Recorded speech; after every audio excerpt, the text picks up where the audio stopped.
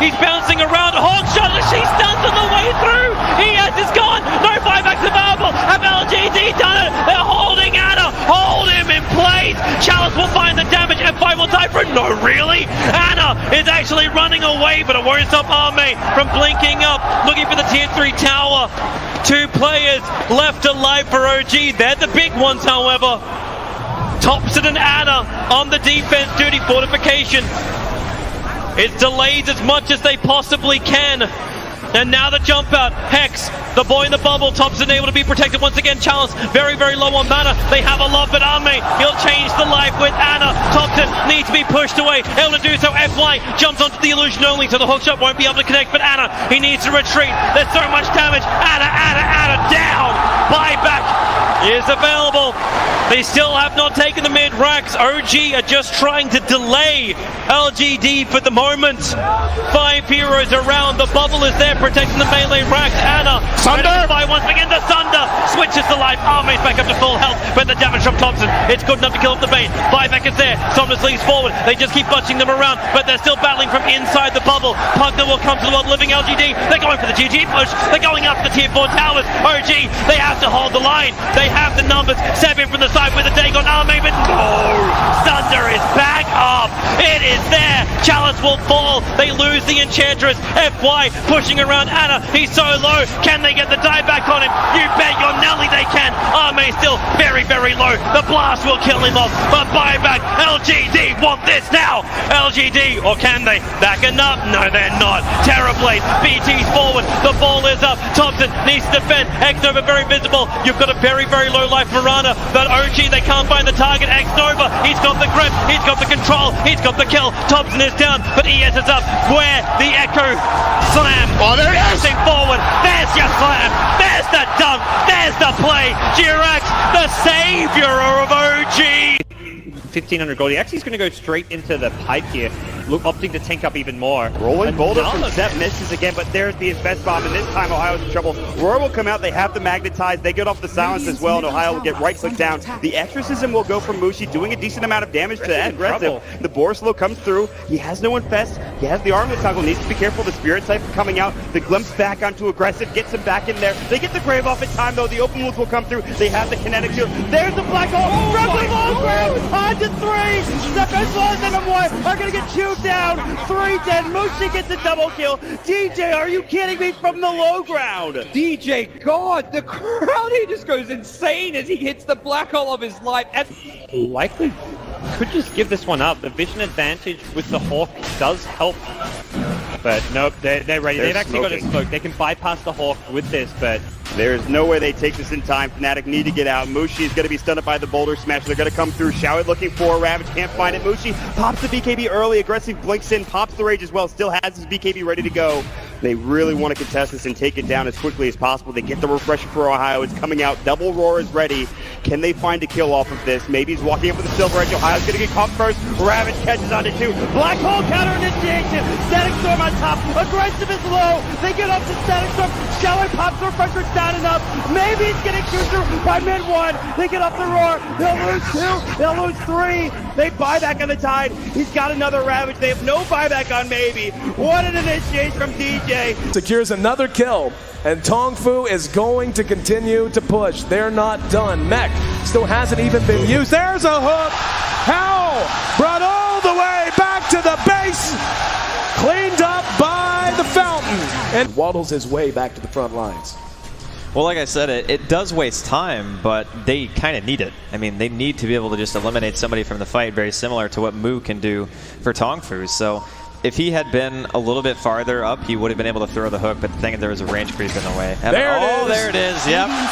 Banana going for a ride on the Dindy Express. Welcome to the well. Aegis goes to Tongfu. And now charging back out. Dindy gonna be spotted, and he doomed the Chen. That's a much better choice. Oh, he got him! He got him! Not gonna follow it all the way because we got a battle to watch with Puppy. Trying to get away from it, gonna be telekinesis back. And they will be able to get him as well. There you so a 1-for-1 trade. And wow, Hal is still alive down there. Engagement breakout as Kuro. Oh, there we go. The hook got him. Zhan Xing taking the long ride to Shanghai. Welcome home. Na'Vi is down. Can you say mega creeps? Na'Vi, he got him! One more! This is what you call one for the road! Man, I can't. The game for IG. Who leads the way? I believe it should be Zoe. They're gonna cut for the shorter path. They storm up the river. Patience from Zoe. Waiting in the wings. Navi's about to be caught. Oh, there's the sleep. The surge. He catches everyone. Oh, this could be a total disaster. Vacuum in. Ravage on everyone. The black hole as well. Light of heaven turns it around. Ravage as well. Stolen by Dendy. Are you kidding me? They turn it around. 4 heroes dead. 5 heroes dead. Chuan trying to survive. Chuan's gonna go down. Puppy talked about the Naga counter. It's Light of Heaven with this BKB. They turn it around. I don't even know how they're gonna do it. Standing ovation from the crowd. The last tower will be going down. Start to fight with that global and just try to blow up and get on top of that Zeus right away. Get into that backline. I mean, the Rubik and the Zeus are really starting to be quite an issue for them. Chalice is in with the opener, straight in with the lasso. The tower will fall, but they'll drag back the Ember Spirit into the torrent, cut him down with the Tidebringer. He's dead, but on the side, they find Arme. Arme's dead for 60, still alive at the moment. And all the use, the dodge, Anna up into the end, dodging the Echo Slam. Somnus, he's trapped here in the Sprout. OG, they'll slowly punch down the Kuka. The stall of Fidget Jerax sets up onto FY. OG. So this PL will continue just to BT split push this game out, get more and more money. And that, for me, is still the biggest problem for Evil Geniuses. Where do you go with this? Fear needs to have that damage-dealing item. But in order to do so, he's got to drop either his TP scroll or sell the Ring of Aquila. And Samel, blink, Dragon Tail stun. Garda's going to be here with the hookshot as well. They're going to fight Samel. The Cogs burn bought them a little bit of extra time. And with Samel down and no buyback, Roshan is a very, very juicy target here for CDEC. Yeah, EG are going to know they're going for it though. First of all, it would be pretty obvious from the lane situation, but they also have a good ward around the river area to see. But CDEC are moving in there now. I don't think EG are interested in contesting this 4-on-5, but maybe they can delay it long enough for it to be a 5-on-5 if they Ice Blast and Fissure properly. There is no hook shot. They're all together. PPD, here comes the Ice Blast, ready for the dodge! In from Universe! It's a disaster! CDEC! They're gonna get wiped from the face of the earth, apart from aggressive. He'll jump out, but the wombo combo perfectly hits from Evil Geniuses, and now they will take Roshan.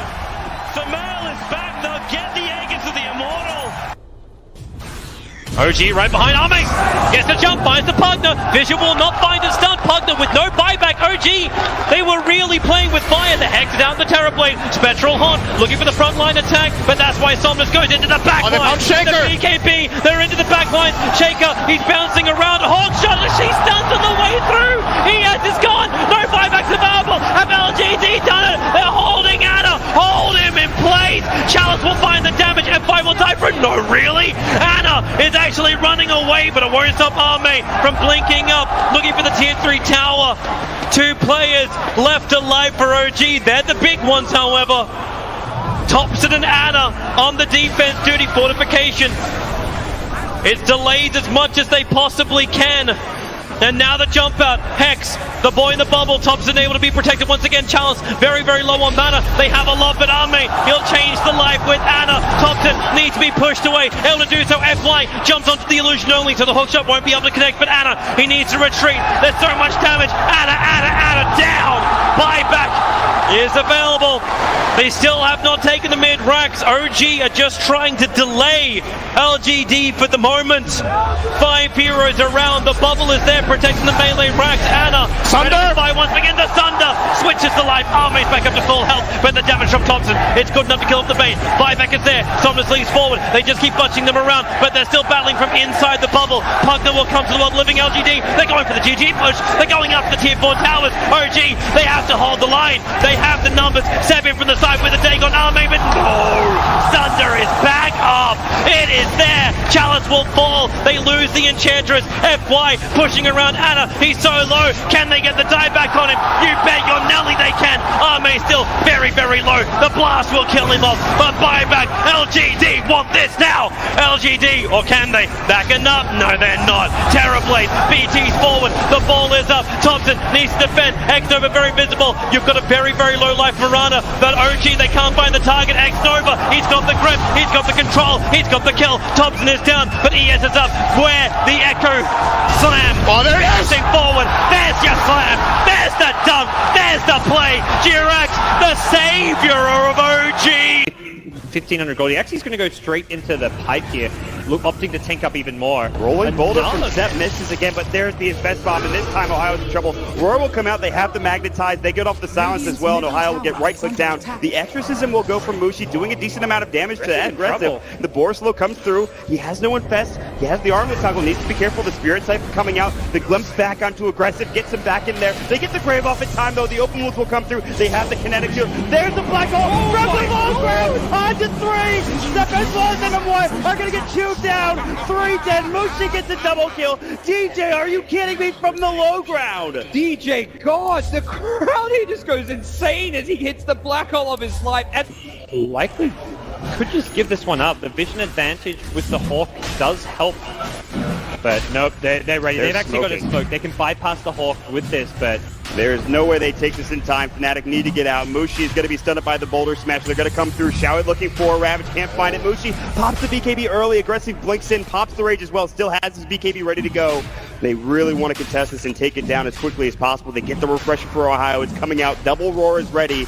Can they find a kill off of this? Maybe he's walking up with the Silver Edge. Ohio's going to get caught first. Ravage catches onto 2. Black Hole counter initiation. Static Storm on top. Aggressive is low. They get up to Static Storm. Showit pops the refresher. It's not enough. Maybe he's getting chewed through by mid 1. They get up the Roar. They'll lose 2. They'll lose 3. They buy back on the Tide. He's got another Ravage. They have no buyback on Maybe. What an initiation from DJ. Secures another kill, and Tongfu is going to continue to push. They're not done. Mech still hasn't even been used. There's a hook. How? Brought all the way back to the base. Cleaned up by the fountain. And waddles his way back to the front lines. Well, like I said, it does waste time, but they kind of need it. I mean, they need to be able to just eliminate somebody from the fight, very similar to what Mu can do for Tongfu. So if he had been a little bit farther up, he would have been able to throw the hook, but the thing is there was a range creep in the way. There it is, yep. Banana going for a ride on the Dindy Express. Welcome to the well. Aegis goes to Tongfu. And now charging back out. Dindy gonna be spotted, and he doomed to Chen. That's a much better choice. Oh, he got him! He got him! Not gonna follow it all the way because we got a battle to watch with Puppy. Trying to get away from it, gonna be telekinesed back. And they will be able to get him as well. There you so a 1-for-1 trade. And wow, Hal is still alive down there. Engagement breakout as Kuro. Oh, there we go. The hook got him. Zhan Xing taking the long ride to Shanghai. Welcome home. Navi's down. Can you say Mega Creeps? Navi, he got him! One more! This is what you call one for the road! Man, I can't.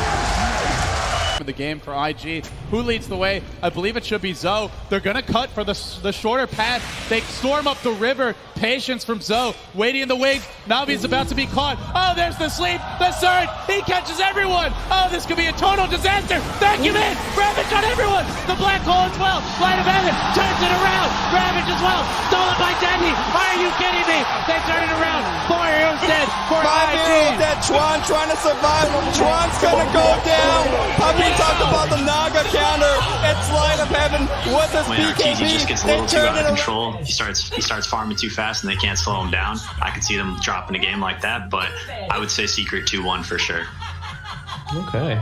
Yeah, I mean, similar kind of thought process for me too. I feel like EG does do this very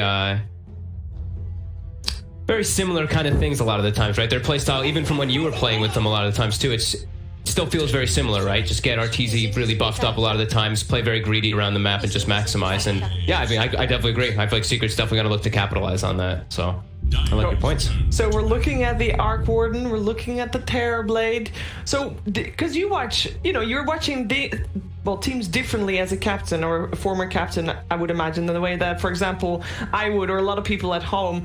What do you feel is like the biggest strength of Secret? Like, if you watch them play, what's the standout? Wow.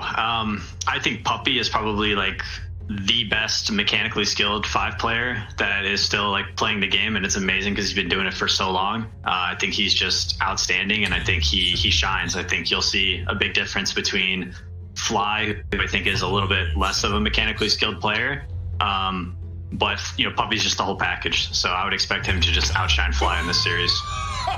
All right, well, I have been told that the draft is commencing, so we are going to send Peter and the camera over to the drafting pantheon for game number 1 between EG and Team Secret.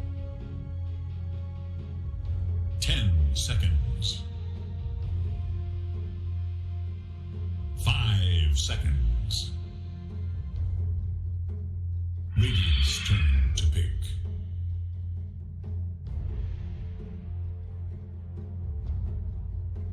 Dire must choose.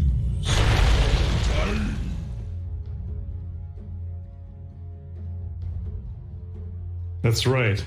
Join me, won't you, in the draft pantheon as we continue moving throughout this Immortal playoff upper bracket. EG versus Team Secret. And we'll have some bonus intel as well, provided by Lacoste and Kyle. And Peter will be joining us ever so soon as we just get right into it. EG starting out with a Tiny, Secret starting out with a Clockwork, probably starting out with some bands, and probably starting out welcoming PPD. You can hear me, can you? Right? Yes? No? Yeah.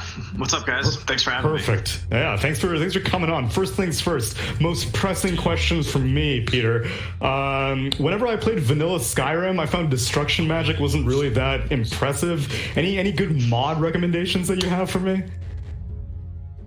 Oh, I don't know about that. I'm such a noob when it comes to modding games. I just find some nerd on Twitter to help me, and then we figure it out together.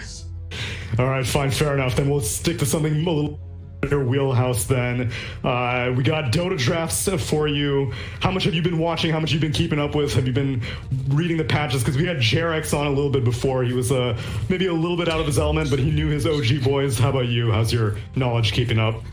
I would say I'm a little less familiar with the EU scene. I usually focus on watching the great, glorious NA Dota, Go 4 Zoomers, one of the biggest up-and-coming teams out there. Can't wait for some international competition so they can prove that themselves. But watching EG play in the European region, I think has just been such an interesting storyline that we haven't seen before, at least in a while. So it's been really exciting to watch this league so far.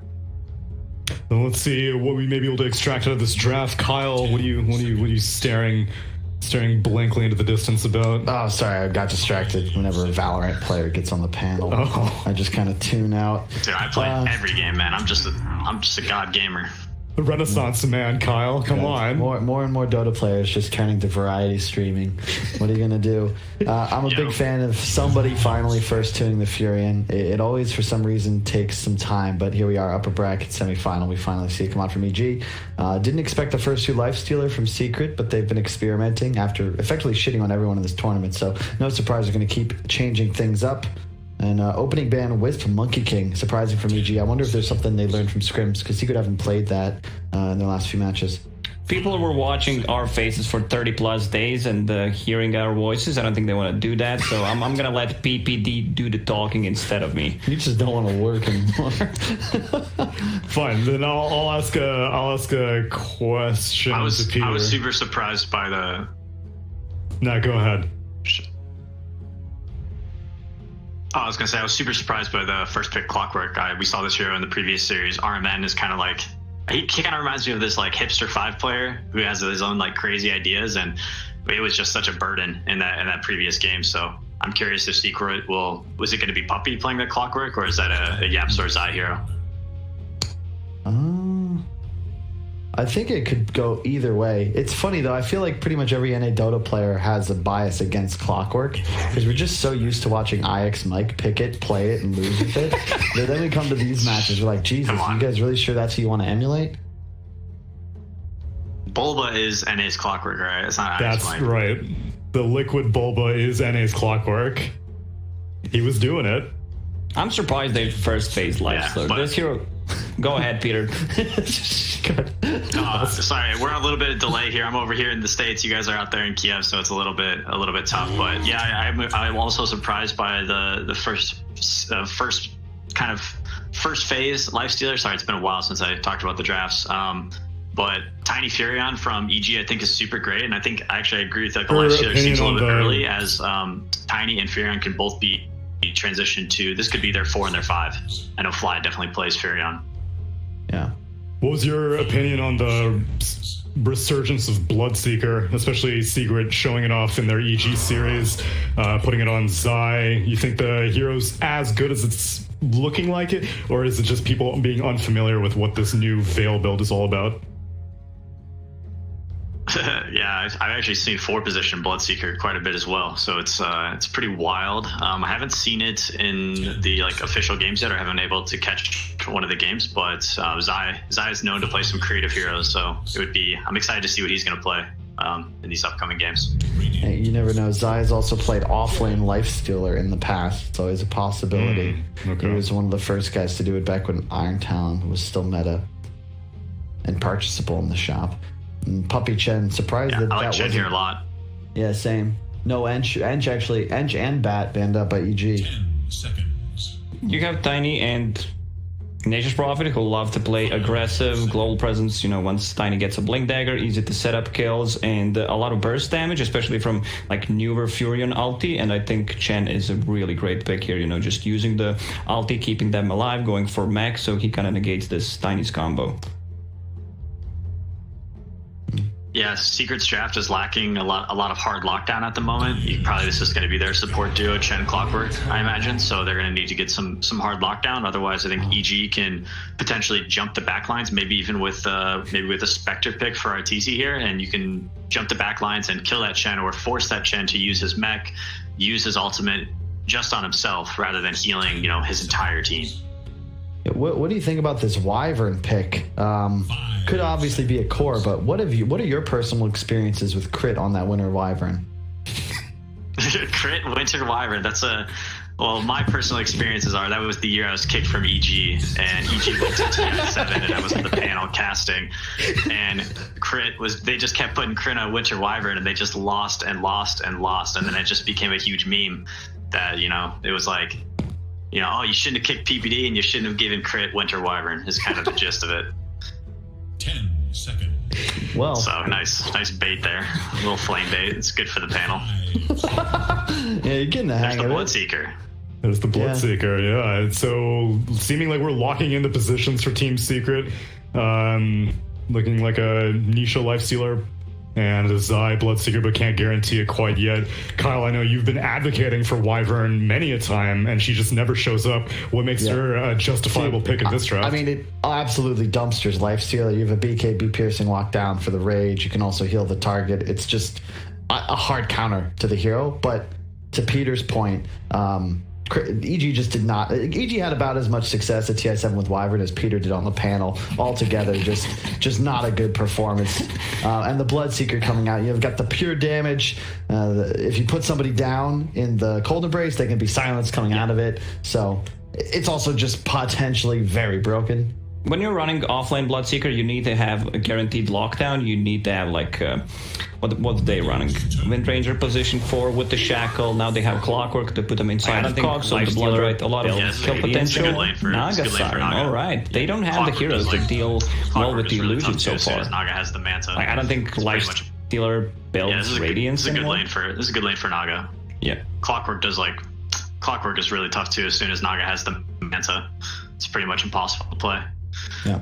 All your cogs just die instantly to illusions. And this is one of our TZ's favorite and best heroes. So I'm liking where EG's at right now, but can't underestimate Secret. It's a Secret draft. They usually just find a way to win games. Yeah. Typically in this sort of draft, feels like that would start with some pretty dominant lane prowess. I also really love Naga.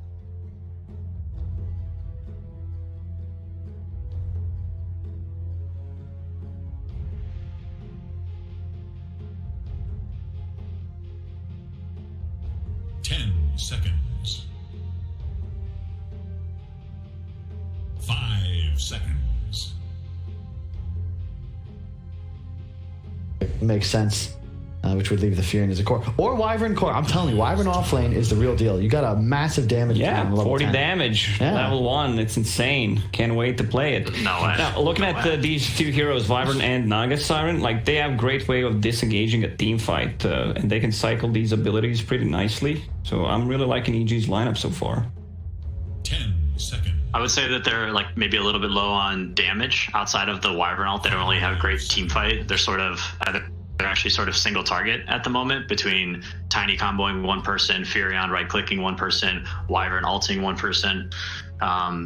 If they need a way to deal with this Team Secret like ball, like Lifestealer is going to be super tanky, especially with that Chen Divine Favor giving them the extra like health regen, and they're just going to kind of stay full. It's like when EG takes on Secret and they use their ults, are they actually able to kill them? Yeah, that's a good point. It'll take like third item Naga before EG really have the ability to take an extended duration team fight. Last picks could affect that. Still waiting for the GPK hero, although it could still be Fury in mid. Nisha's hero pool still wide open. And there's still Ember Spirit, but people don't like that as much for his Lifestealer, but it could be it's a very mobile hero, which Secret's definitely lacking some hard lockdown. He hasn't missed Still a got beat. it, guys. Still got it. No, he honestly, you go to EG's Dota buff, and he's like playing Void Spirit, Ember Spirit, or Storm Spirit. Like that's his draft. 10 seconds. So not the hardest prediction. What did you say about it that you didn't like about Lifestealer, or why do you think people don't like it against Lifestealer typically? Oh, he can easily just rage off the chains. He gets an Abyssal Blade pretty early. He's got decent like physical damage. He kind of doesn't really take that much damage from Ember Spirit throughout the game, unless Ember goes like that Deso build. But even then, it's kind of hard for Ember to really put down a Lifestealer, I think. Yeah, it can go both. Ember can just play the map faster than a Lifestealer, and in theory you can go for the more support playmaker-esque build. I've seen like Lotus Orbs and early Yules picked up as an example in comparison to the Deso build we saw earlier from VTune. But I do agree with Peter. Yeah, Secret needs catch, or they need like another hero to just help them plow down towers and go all the way. Jesus, I think EG's got decent counter push with the Wyvern. Yeah, this feels a little bit like TI5. Glad Peter's here, because we saw this exact matchup with Sumel playing the EG against the Shiki Lesh in one of those games that EG dominated. And it's a nice pick here against the Naga. It gives Secret that ability to press towers. It's got a stun, and in theory, it'll play pretty fast. It's really nice as a Lesh because you have no ability to stay on map, no innate health regen. So the ability for Chen to bring you back to the fight is real useful.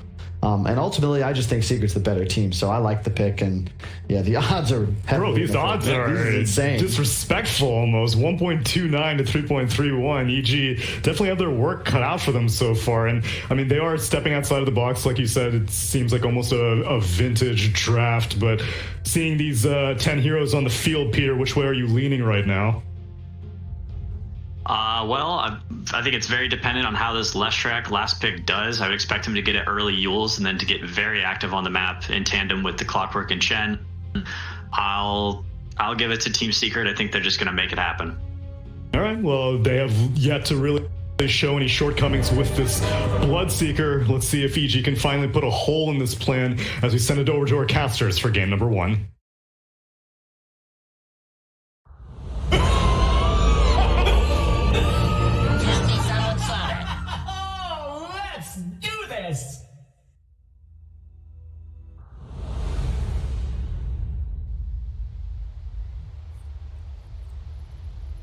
That's right, we already have one team in the upper bracket final. That is OG, and it's going to be exciting to see how this series pans out before Secret do eventually take their place in the upper bracket final as well. Jenkins going to be joining me. I know you're a big Evil Geniuses fan, Jenkins. Yes. I know you have done a ton of videos on Arteezy as following his rotations, his carries. Yeah. I see the YouTube highlights. You know, how does Arteezy do it? You know. Yeah. A lot of people in the comments will joke about that. If Arteezy sneezes, then I'll make a video about it. Actually, so.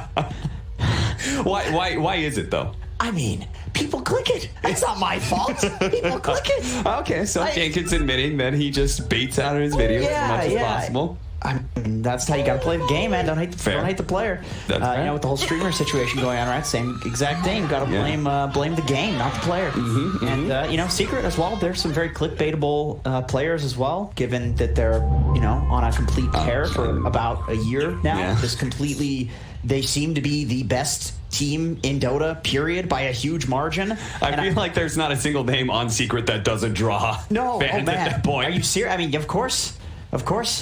Puppy. Anything draft related with Puppy. This guy's a genius. He's a god. I think a lot of people are just expecting this to be a complete massacre. So if EG does anything in this game, I think they're going to exceed expectations given how Secret has performed. Evil Geniuses are notorious for running the same kind of playstyles, or at least having a preference that leans towards a certain kind of playstyle for a very long time now. And one of those heroes would certainly fit into that archetype. Naga Siren, split push heavy, late game, etc., etc. Why did they pick this Naga Siren, Jenkins? Okay, so I'm going to call him out for this. I was in a pub with Arteezy about, we'll say, 1 to 2 months ago. He called this hero dog shit. A friend of mine was playing it and, doing okay. He was farmed, and he's like, this hero sucks because it can't end games. He's basically saying, like, this is the worst of the illusion heroes. So I don't know if there's been some buffs to Naga. Sorry, you're saying that Arteezy flamed your friend for playing the Naga Siren, 100%. Saying that it's total dog shit, and why do people keep on picking it? Right. And now he's here picking it. Right, and I'm sitting here thinking, like, dude, Arteezy, this is your hero, man. So I think what he was honestly trying to say there is that the ease of execution on this hero, it's just not easy. It's hard to end games with Naga Siren, but if you're good at it, perhaps it's still good. I mean, especially if you're running very interesting aggro tri-lane against the Lifestealer. I think this will do pretty well. Yeah, and that is a very key factor, right? Is pubs, very often people are just picking just to pick, but here they have a sort of classic matchup, the Naga Siren versus the Lifestealer. Yeah, high armor hero on the Naga Siren spawns the illusions. Lifestealer can't do anything to clear those. You can see Puppy's trying to right-click them here, but, a Chen can only do so much.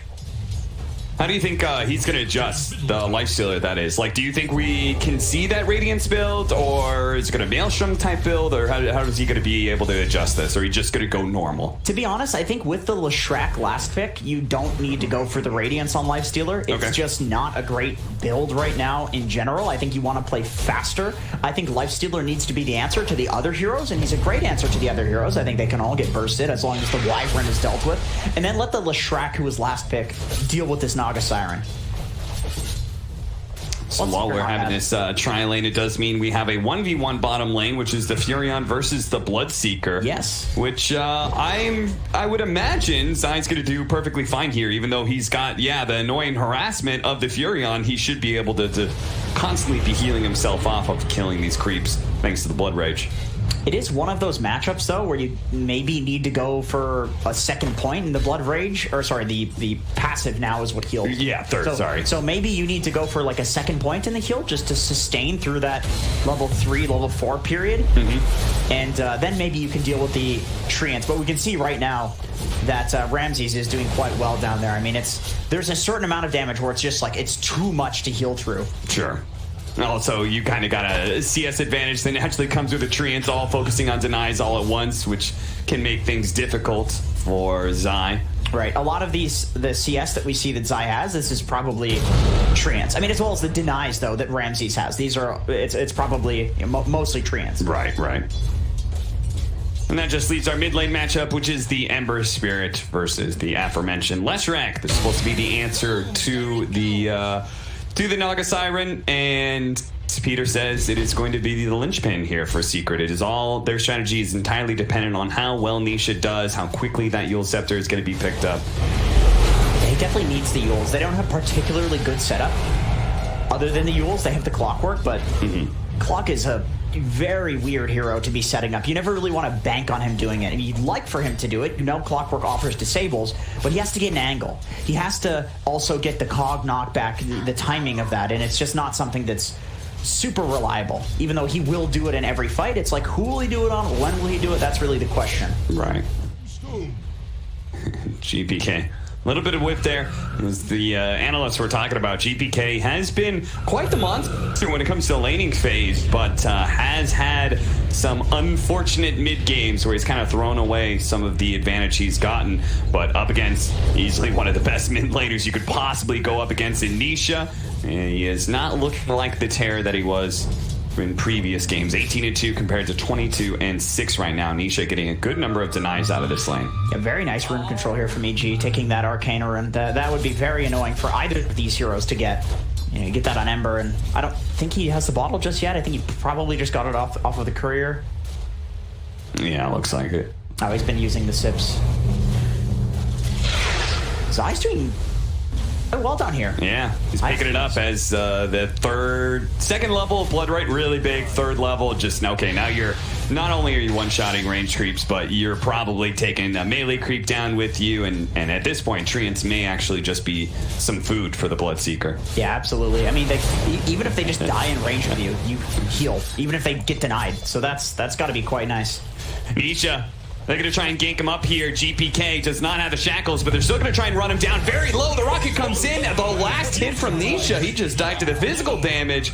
Game was hard indeed. You may have made it a little harder for yourself out there, GPK, as that was an unsuccessful rotation. Oh, did you see that? Leshrac was running over to steal their bounty rune. Puppey denied it. Puppey had already denied it with the neutral creep. Very sad. Heads up play from Puppey, but Nisha's sad. Yeah, this rotation from Nisha now trying to catch Arteezy. This Naga Siren's just going to be run down. Another win for Nisha here. Ramses. Oh, still gets clipped by the Blood Right. Whoops. But I mean, the worst thing here is he's getting zoned off of a bunch of creeps that are going to die to the tower. He needs to TP in immediately. Yeah, he's may not be able to wait until full health or something. It's scary to do that. I mean, this looks like a huge wave bot. And now, okay, coming down to try to secure this. He's probably calling like they might end up trying to dive me here. And the Tiny is going to try and even things out here. We haven't talked about here comes the Wrath of Nature. Zai's going to take a lot of damage. There it is, the big hits. Tried to zone him out. Was Ramses level 5? Would he TP back? I think so. I think so. He got it from the wave. Yeah, the big wave came in. GPK trying to get away, but Nisha trying to run it down. The illusions. Oh, the tower hits. He's got the bottle. That'll be good enough with the healing salve. He's fine. Both the mid laners will barely live. And that rocket hit at just the most inconvenient time and place. Like if it hits during the bottle and salve, then you cancel that, and he has to go back to base, which is fine. I mean, he can get back. He's an Ember Spirit, but it's a little bit more annoying. And I think he might have died if that actually hit there. But once again, speaking of this clock here, you never really want to bank on a rocket hitting to get a kill, but it would have been very convenient for Secret. We're going to smoke up just like Nisha made a rotation earlier. Looks like GPK is going to be encouraged to do the same by Crit. We haven't actually talked about the 4 positions, but Crit and Yapsor have just kind of been running around the map together. It was like 4 minutes or something, and Yapsor was still level 1. Very much focused on trying to counter each other's rotations. Right. That sometimes happens where it's like, if I just go where this Tiny goes, then nothing can happen on the map. And then nothing happens on the map. It's just like a core battle in the side lanes. Zai, here comes the gank. Throws out the Blood Rights. Nisha is on his way with the silence already out, and Zai still not dead. This is looking quite good for Secret. They're going to be able to get the kill pretty easily on Crit, and Zai will heal back up. Great build on Zai, going for the early Belt of Strength and Raindrop as well as Basilius. Like, he's got so many little efficient items. When he played against OG and he was playing this Bloodseeker, he literally just went straight Veil. He didn't send out any items until Veil because he could be greedy, but in this game he knows he can't be that greedy. He's got to send out those items. You still have the scan behind the tower, but GPK's here, spotted by the rocket as it went overhead. The Wrath of Nature is going to go out, so they have any vision on these heroes? Doesn't look like it. All of Secret had out of vision and don't take the big nuke damage. They know also that there is a ward to the left there and that Radiant Jungle because the Chen creep got hit by the Wrath of Nature. So Puppey's already pinged that out. The classic Wrath of Nature ward reveal. Yeah. That is the plight of many pub nature's prophets, their supports get very mad. Hey man, I can't control that. It's true. You kind of can. Not too much. It hits a lot of targets these days. Yeah. Yep. Almost have the mech on Puppy. He actually went Bassy, so he's not rushing the mech, and still about 750 gold, and he'll have that. Just jungling. This is something that Puppy does. This is very annoying. Whenever I've been, once again, pubbing with this guy. Unfortunately, on the enemy team, anytime there's space on the map and he's not needed in a lane, he doesn't go rotate. He'll literally just jungle, and then he comes out of the jungle as like with core farm. So, yeah. Bro, Puppy, come on, man. And with a lifestealer, like, what better hero to leave alone and feel comfortable, you know? Yeah, exactly. And he's not really needed in the lanes. Like, this is, you know, they're chilling for a bit. There's a bit of a grace period, and then I think they'll put on the pressure. Once they have the Chen mech, plus the Leshrac possibly having a Yules, man, that seems like a real solid timing. Yeah, and this is looking like a snowball that is just going to roll right over Evil Geniuses, as they've already shown they're kind of lacking some damage when it comes to killing some heroes. They need to get those levels up on crit, because I think without him being maxed out Avalanche Toss, Secret, there's not a big enough threat to stop them at this point. Nisha's just going to put himself in this little cupboard and slowly Diabolic Edict down the tower. Fly's going to try and go for the last hit. Misses the deny. Now potentially caught here. Slowed down, hits the stun, opens up the trees, and Yapsor is able to keep running him down as a result. 10-minute bounty runes are coming up as well. And Matumba Man, he's going to secure one at top, or at least try to. And that's one of those situations where clicking battle, crit wins. Crit does manage to outclick him, so 2 for 2 split. But with this Wyvern defending the bot lane, oh my goodness, died! That was a sick move. Knew he was going to be jumping over the double damage, and they get a big kill on GPK. Zai, you sly dog, you. Wow, that was nice. It's hard to do things with this Bloodseeker offlane. It is definitely a good hero, but it's hard to make things happen. Like that what we just saw is the skill that it takes to actually, you know, make a play with this Bloodseeker offlane. But it looks damn good when it does work. Toss him over. Just do a spot of damage. Secret. It seems like they're going to just keep on focusing on hitting neutral creeps until they hit that really big critical mass. There's the mech. And I'm not sure who picked up the veil, on which side it was. I think that would probably be Zai. It was Zai, yeah. Preds this game so that way he can survive the magical damage. In the previous game where he played offlane Bloodseeker, he went brown boots, and then another one he went for phase boots. He could play more as a carry, and he needed the physical resistance, but he just needs to survive burst in this game. Great. Toss up in the air.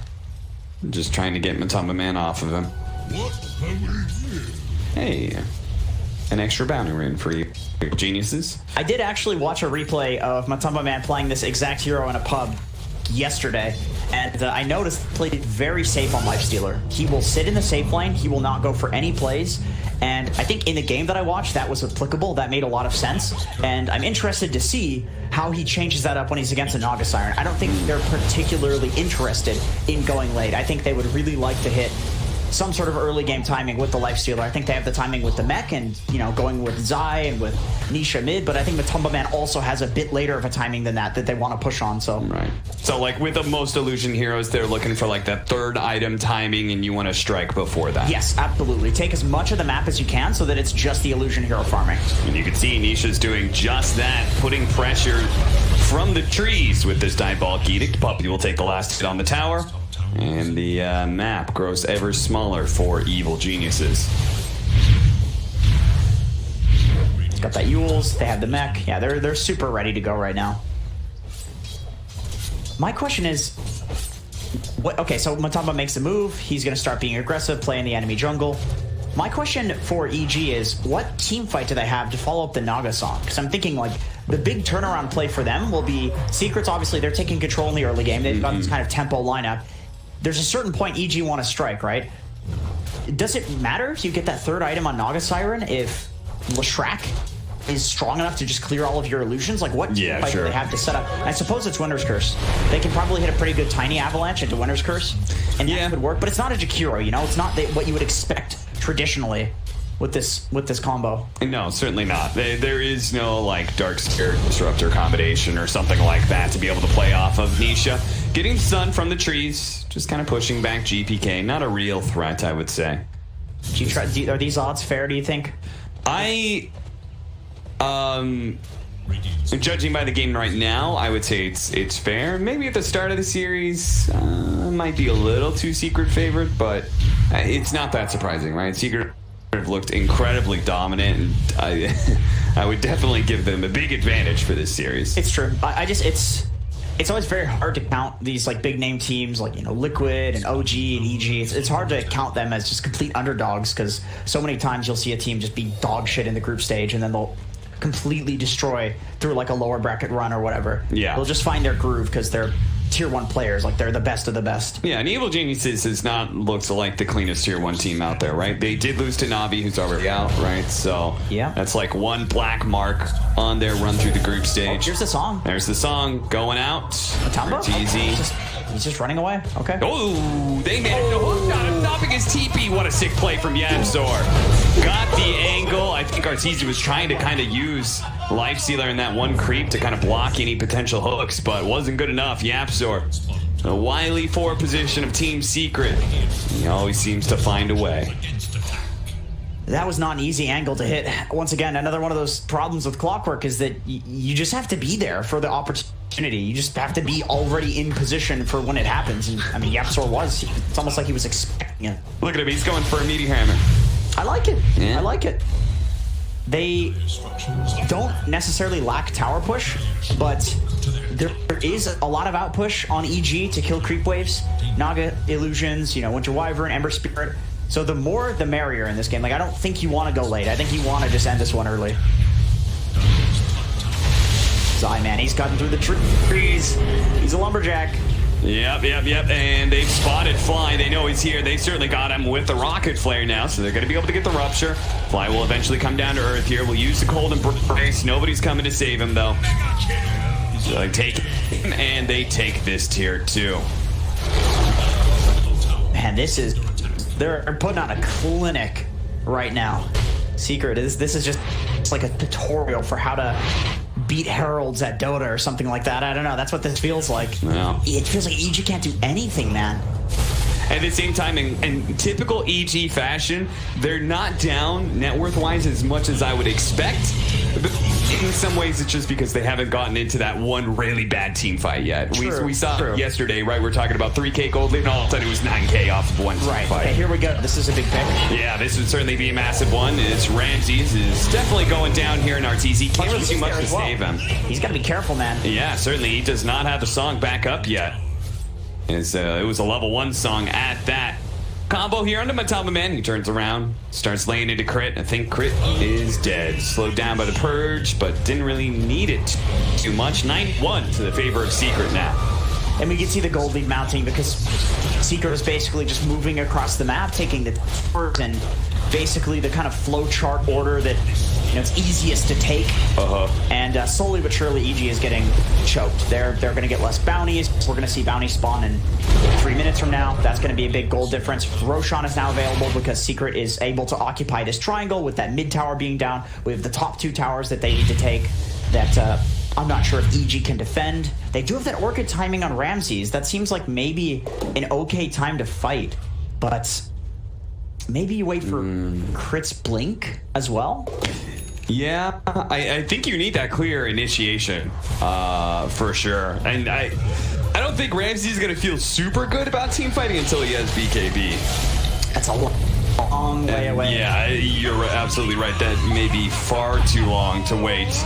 As Secret is beginning to stretch that lead out a little bit further. Now 5,000 net worth lead as they've taken most of the towers on the map. It's just those top 2 left.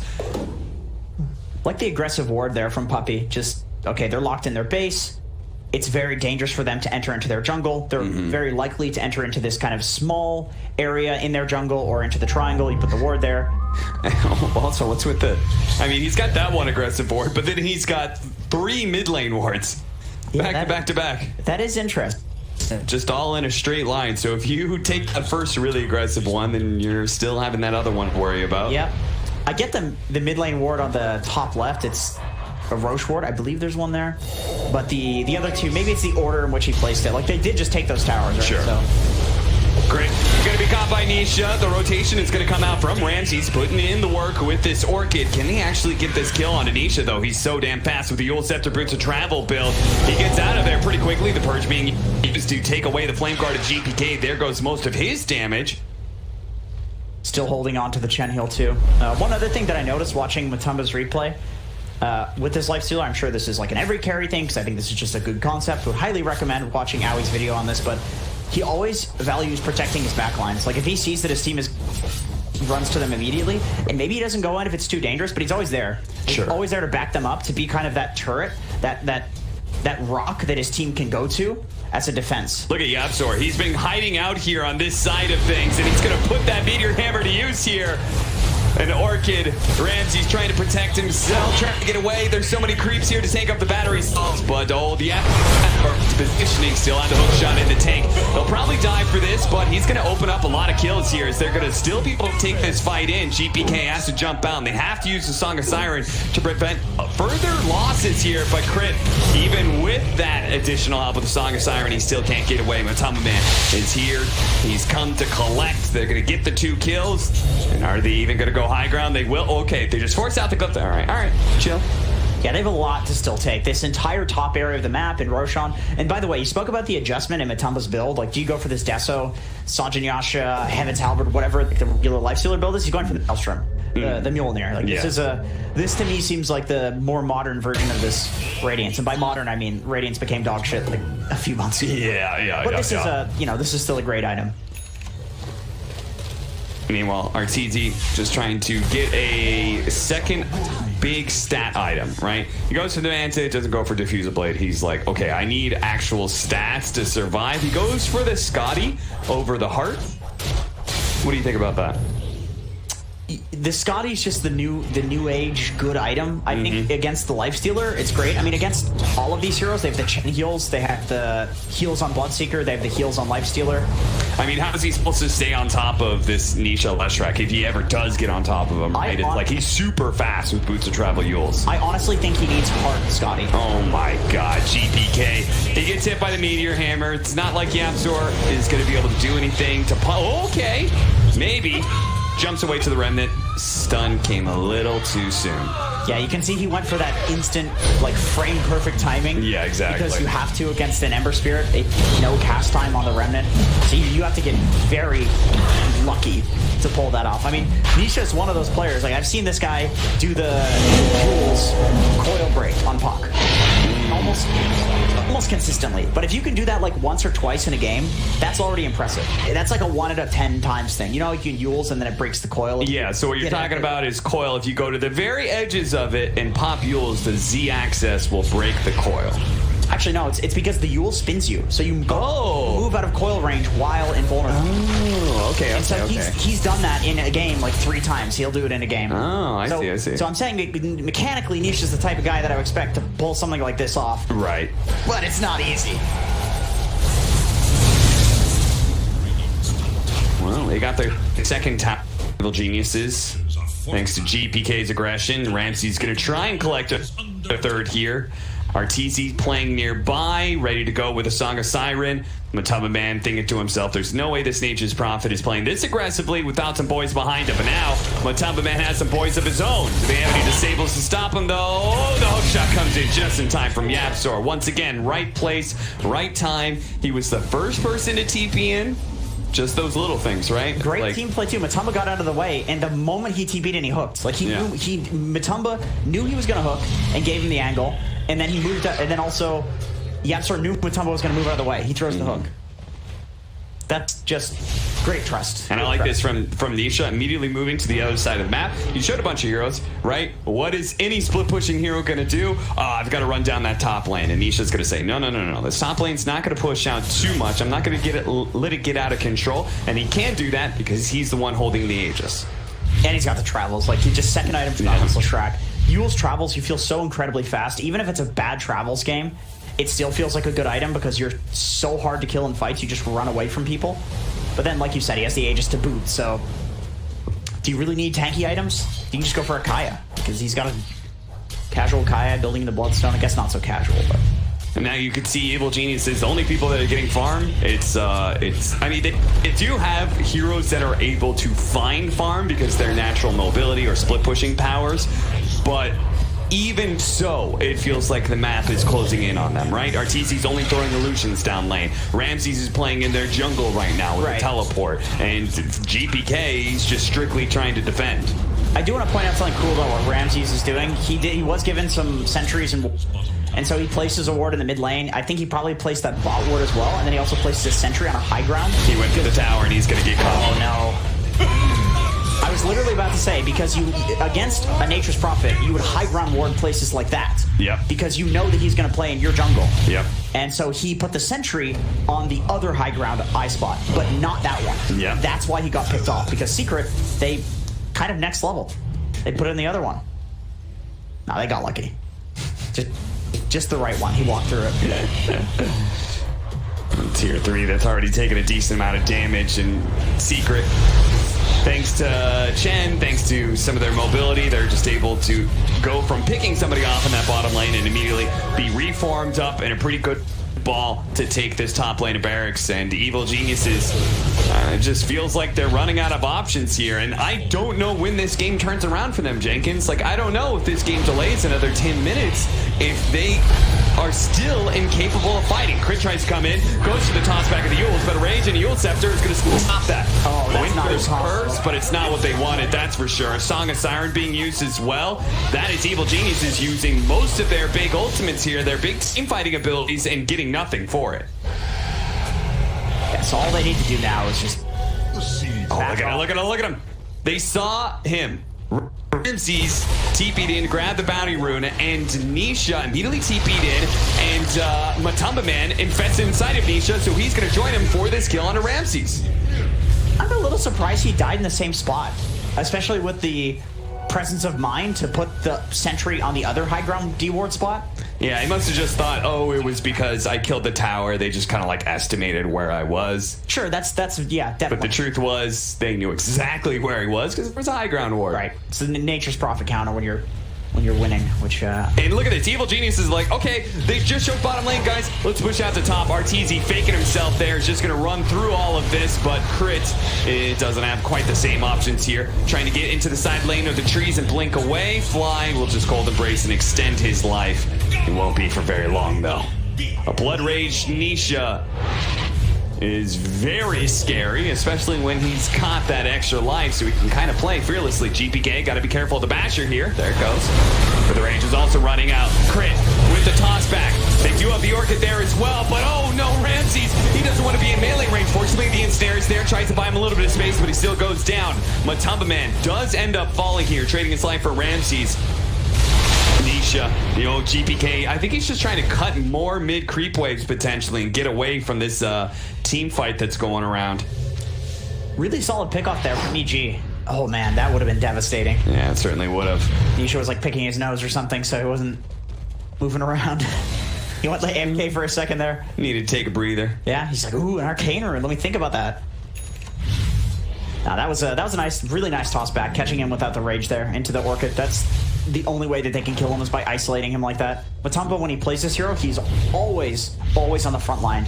Super aggressive. All right, they're killing a puppy. That's what they want. Matumba Man's dead still, so they're like, all right, we got some time to work with. Let's just grab whoever we can. Not a terribly value kill, but, you know, it's always kind of nice to kill Chen and his creeps. Yeah. Once again, without Matumba, like, there's nobody to really play the front line. Nisha doesn't want to do it. It's a little too risky. Zai, he hasn't built to be super tanky with the Veil build. I'm still left with that kind of perplexing problem here. When does Evil Geniuses feel good about their team fight? Like, what is the power spike? What are the items that we need here, Jenkins? Oh, man. Honestly, I feel like you build for... He's got a Dagon on Bloodseeker. Oh, boy.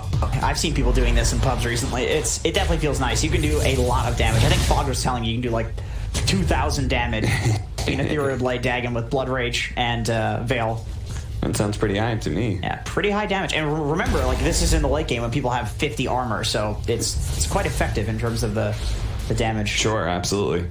And in a weird way, it's like everyone's scaling up in armor, but nobody really scales anymore in magic armor at some point. No, you just have the pipes. So in a weird way, it goes magic damage, super good, then physical damage, super good, and then magic damage starts coming back a little bit in the late game. It would be different if people got like 6 hearts. If the multiple hearts was the meta, then magic damage, Monkey King Bar, for example, wouldn't be so good as well, because it's magic damage.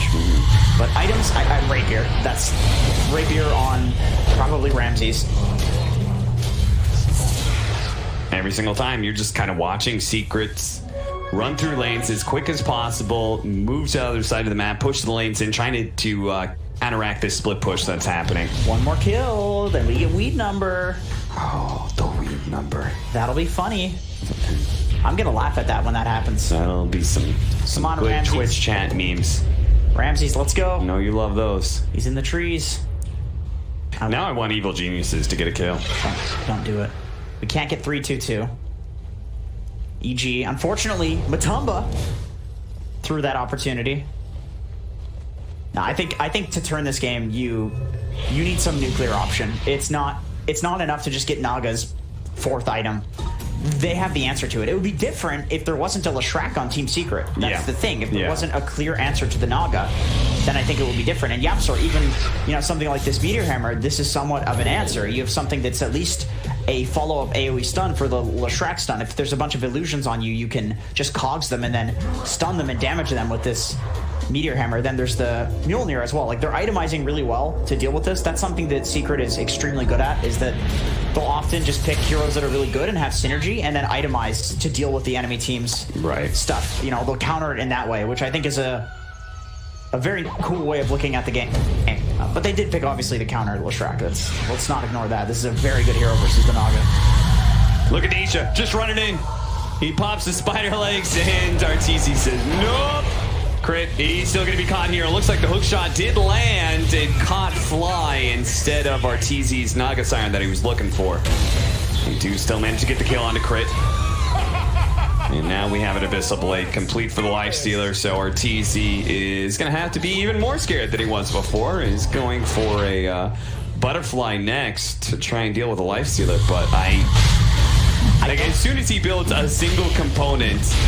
Yeah, that's exactly what I'm thinking, dude. The NPD isn't going to come up from this hero that already loves the item. Yeah, and it's not like Nisha cares at all about the Butterfly. He does not care. Neither does I with his Dagon 5 soon. But it is a terrible position because it's like, okay, but do you get heart? Like, that helps Lifestealer in a way. It's not easy. Yeah. I would legitimately think that EG has a better shot in this game if they had a carry natures. If Ramses was their carry and took farm priority, I would prefer a natures to carry this game. Because then you can actually get a Rapier. And with the Rapier, of course, everything changes. It's just so much damage. It's just a very weird power spike that is a little bit unnatural. Meanwhile, this Naga Siren can't build it. It's kind of a linear growth with Naga, but they're looking for something exponential at this point. Yeah. They're looking for 2 to the end growth. Maybe 10 to the end. I don't know.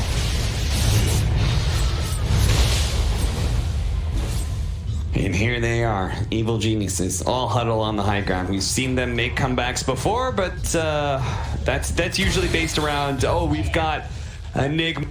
High ground with a black hole or something. Lead number, by the way. All right, Isha, take a lot of damage. They take a hefty amount of damage there. Oh boy, tornadoes. Hefty amount of damage was also done to the tower. This is just annoying. Puppy, please, mercy. We don't want to be slowed. Not in our base. This is a safe space. There are no safe spaces in 2020, Jenkins. This is true. Not when Secret's involved. This is very true. That's a fully completed Dagon 5, I think. Yeah. At 32 minutes. It is nice to see a different Bloodseeker build, because I feel like every Bloodseeker we saw went Veil into Guardian Greaves, right? Yes, Veil into Yules into Guardian Greaves. Yeah. That's usually the build. I wonder if he's sending out Dagon components or if he's sending out the Lotus Orb. Is he being a good boy or is he being a bad boy? He's being a good boy. You know he's being a good boy. Zai is only ever a good boy. He's like, I'm done memeing at this point. Dagon 3 is enough. We've tortured EG enough. Let's put them out of their misery. Let's go high ground. Crit. Oh, they need to kill those creeps. Fortunately, they do. They're going to stop Nisha's teleport, and Puppey is free. Okay, take control back of your triangle. That's definitely something. I like that he switched up the butterfly. I think we both had some issues with that. I think a lot of carry players would look at that and be like, I don't know, but so he's probably making the right decision. Well, he did make the right decision. BKB against the Naga. That is, or against the Leshrac as a Naga. Yeah. That's kind of what he's got to get. That or a heart. And then he just goes the most popular damage item at this point with the MKB, right? Yep. Playing against a Lifestealer who has the evasion talent. He needs some single target DPS as much as he'd like to have stats on Naga. It's not the game for it. And maybe if he gets the MKB and goes for that build, a Rapier is not too bad if he's building to like right click with his main hero. So we had that change, right, where you now lifesteal off of illusions. That was several patches back, yes. Right? You also spell lifesteal off illusions, I assume. Oh, that's a good question. I'm not actually because Nisha now has an Octarine Core, which are going to see him put to good use. There's a Lotus Orb on the toss. You know the great thing about this Octarine Core, and a big reason why I think Leshrac is incredible in the late game. Well, every item that builds from the is it Soul Booster? I always forget what that item is called. It's so bad. You have 10% magic resist, so you have these incredible late game like stat items, right? You have a ton of HP from the Bloodstone, you have a ton of HP from the Octarine Core, but they also give you magic resist. So like this guy's incredibly tanky even without the BKB. Like he can survive the magic burst with these items, and he's got HP on that as well. So Leshrac, he's just loving life right now with this new. He's one of the only heroes, I gotta say, that really loves the new Bloodstone change. Like Storm? Yeah. I think there's a reason that hero's win rate is terrible right now. Probably the most iconic Bloodstone hero there. Yep. Leshrac like doesn't need that much mana, but he needs a bit. He needs a bit extra. And then the Bloodstone giving the percentage spell damage. Ooh, he's loving that. He's gonna quickly heal up real quick. 60-second cooldown for that Bloodstone. And gonna start marching high ground. Any Blood Rage? Maybe a bit risky. Maybe they don't need it though. Glyph gonna be used. Meteor Hammer lands in an Arteezy. GPK just kind of poking at them, trying to persuade Secret to back down. Doesn't look like they're going to. Oh, there's a jump forward to the Abyss Blade with the nuke coming out from, and they just quickly bring down this Ember Spirit who does not have buyback fly. Looking like he's going to be doing the same here. Couldn't even get off the Winter's Curse as he gets bumped around. Fortunately, he does have buybacks. They're going to re-smoke up. They need a beautiful Winter's Curse here to be able to turn this team fight around. 4 versus 5. He's still smoked up, looking for his opening. Looks like he may play into the trees here. Nisha threatening to just run in, as he does still have that Aegis tossed over onto the side, but oh no! But Tubman lands into Arteezy and immediately starts going to work, and Arteezy got cold abrasions, dives to the magic damage. Okay, that's it. Looking forward to see how Secret fares against OG. Congratulations. Wow. You know, it's scary. It's like physically, I'm intimidated. Watching Team Secret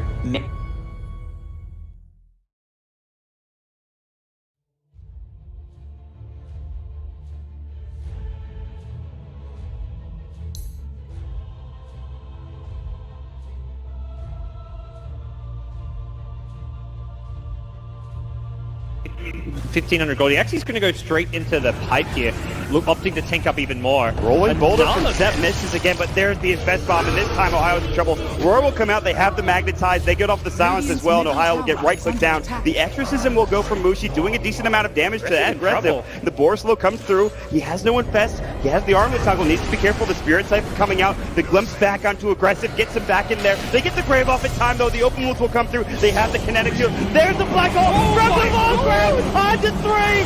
Step as well as N1 are gonna get chewed down. 3 dead. Mushi gets a double kill. DJ, are you kidding me? From the low ground. DJ, God, the crowd, he just goes insane as he hits the black hole of his life. And likely could just give this one up. The vision advantage with the Hawk does help.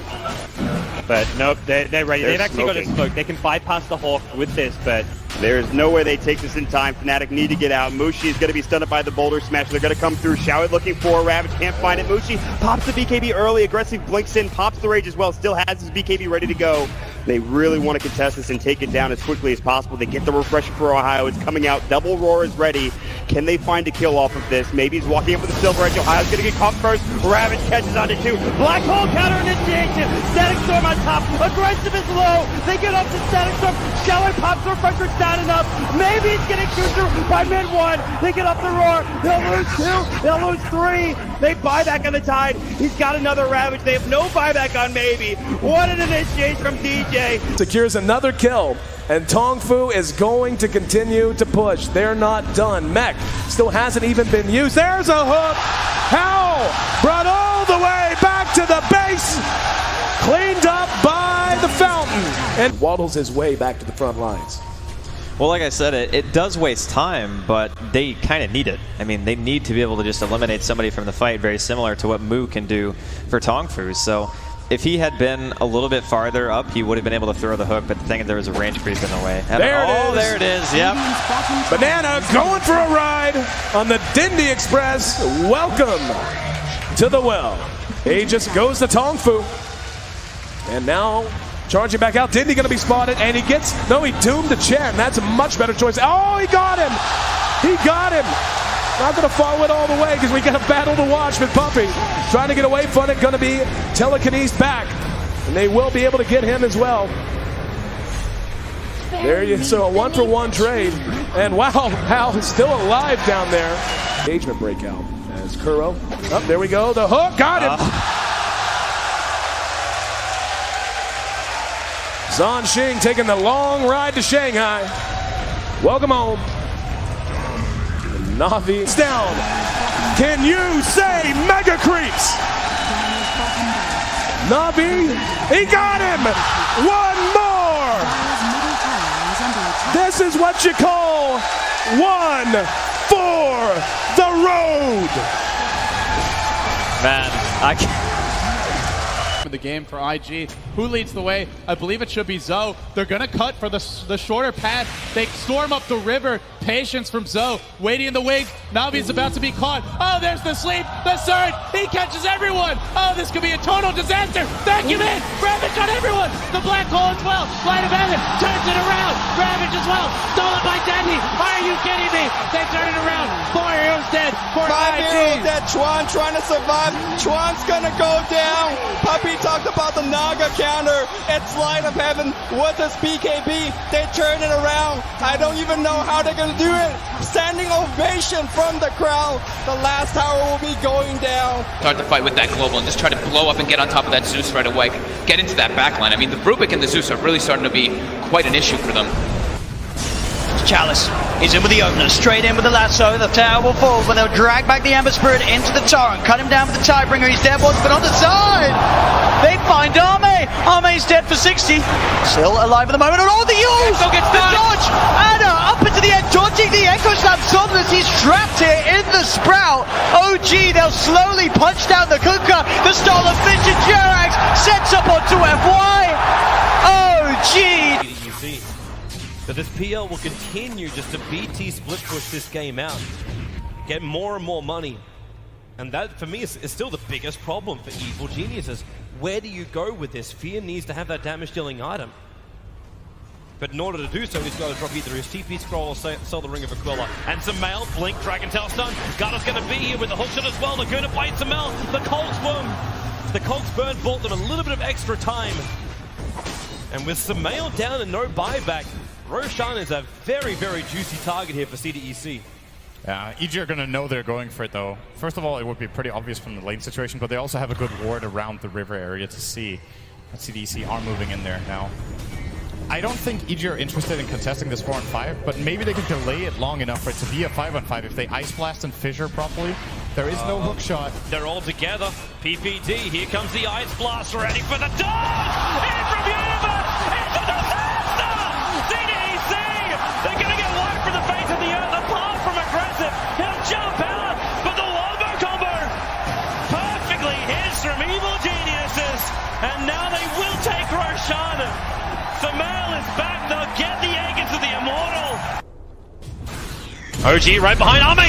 Gets the jump, finds the Pugner. Vision will not find a stun. Pugner with no buyback. OG, they were really playing with fire. The Hex down the Terrorblade. Spectral Haunt looking for the frontline attack, but that's why Somnus goes into the back line. The BKB, they're into the back line. Shaker, he's bouncing around. Hawk shot, she stuns on the way through. Is gone. No buybacks available. Have LGD done it? They're holding Anna. Hold him in place.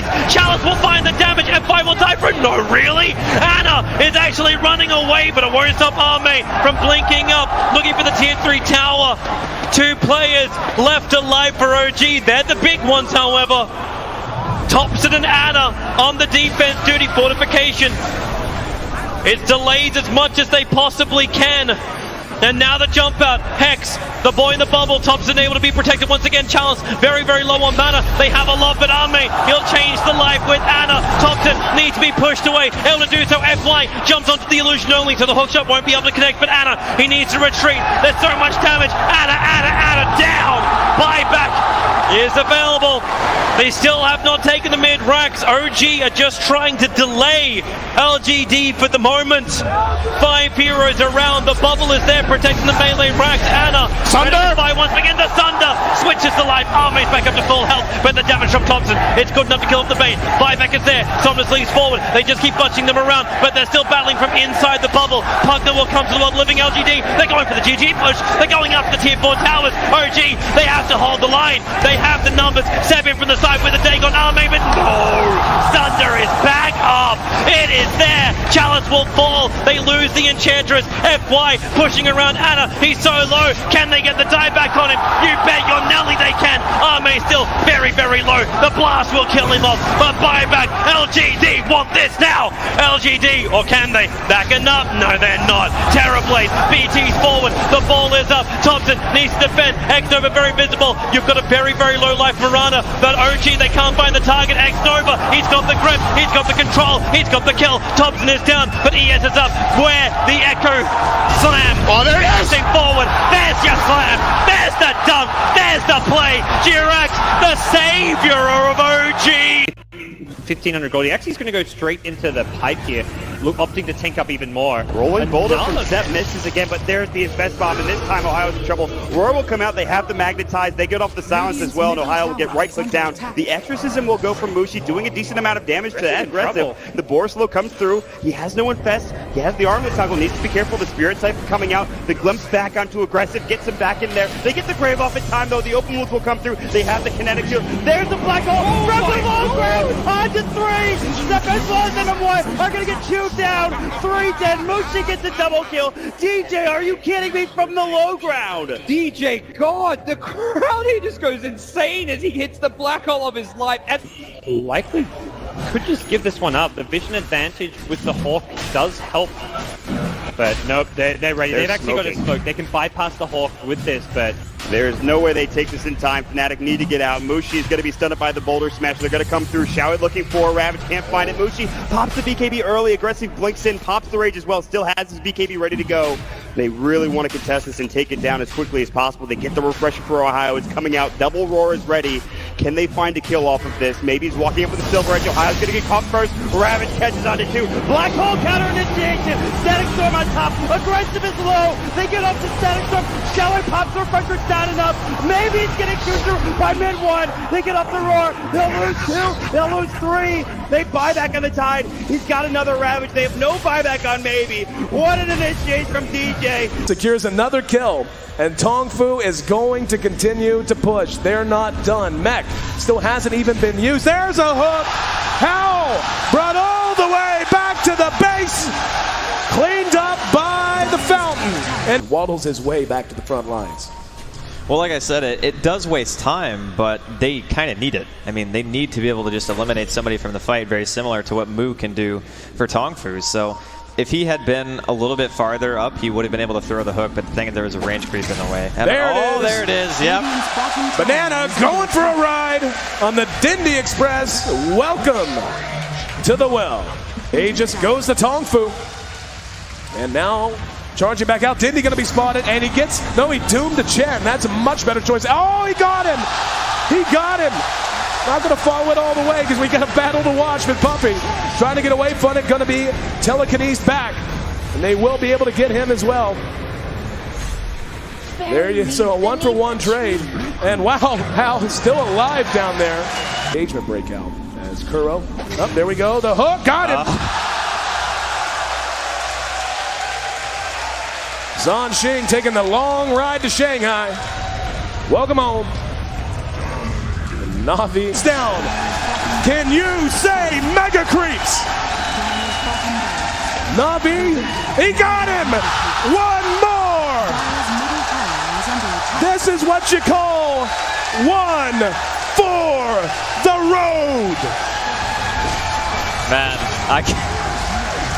The game for IG. Who leads the way? I believe it should be Zoe. They're gonna cut for the shorter path. They storm up the river. Patience from Zoe. Waiting in the wings. Navi's about to be caught. Oh, there's the sleep. The surge. He catches everyone. Oh, this could be a total disaster. Vacuum in. Ravage on everyone. The black hole as well. Light of heaven turns it around. Ravage as well. Stolen by Dendy. Are you kidding me? They turn it around. 4 heroes dead. 5 heroes dead. Chuan trying to survive. Chuan's gonna go down. Puppy talked about the Naga counter. It's light of heaven with his BKB. They turn it around. I don't even know how they're gonna do it. Standing ovation from the crowd. The last tower will be going down. Start the fight with that global and just try to blow up and get on top of that Zeus right away. Get into that backline. I mean, the Rubik and the Zeus are really starting to be quite an issue for them. Chalice is in with the opener, straight in with the lasso. The tower will fall when they'll drag back the Ember Spirit into the torrent, cut him down with the Tidebringer. He's dead, but on the side. They find Arme. Arme's dead for 60. Still alive at the moment. And all the use! The dodge! Anna up into the end, taunting the Echo Slam. Somnus, he's trapped here in the Sprout. OG, they'll slowly punch down the Kuka. The Stolen Vision Jerax sets up onto FY. OG! So this PL will continue just to BT split push this game out, get more and more money. And that, for me, is still the biggest problem for Evil Geniuses. Where do you go with this? Fear needs to have that damage-dealing item.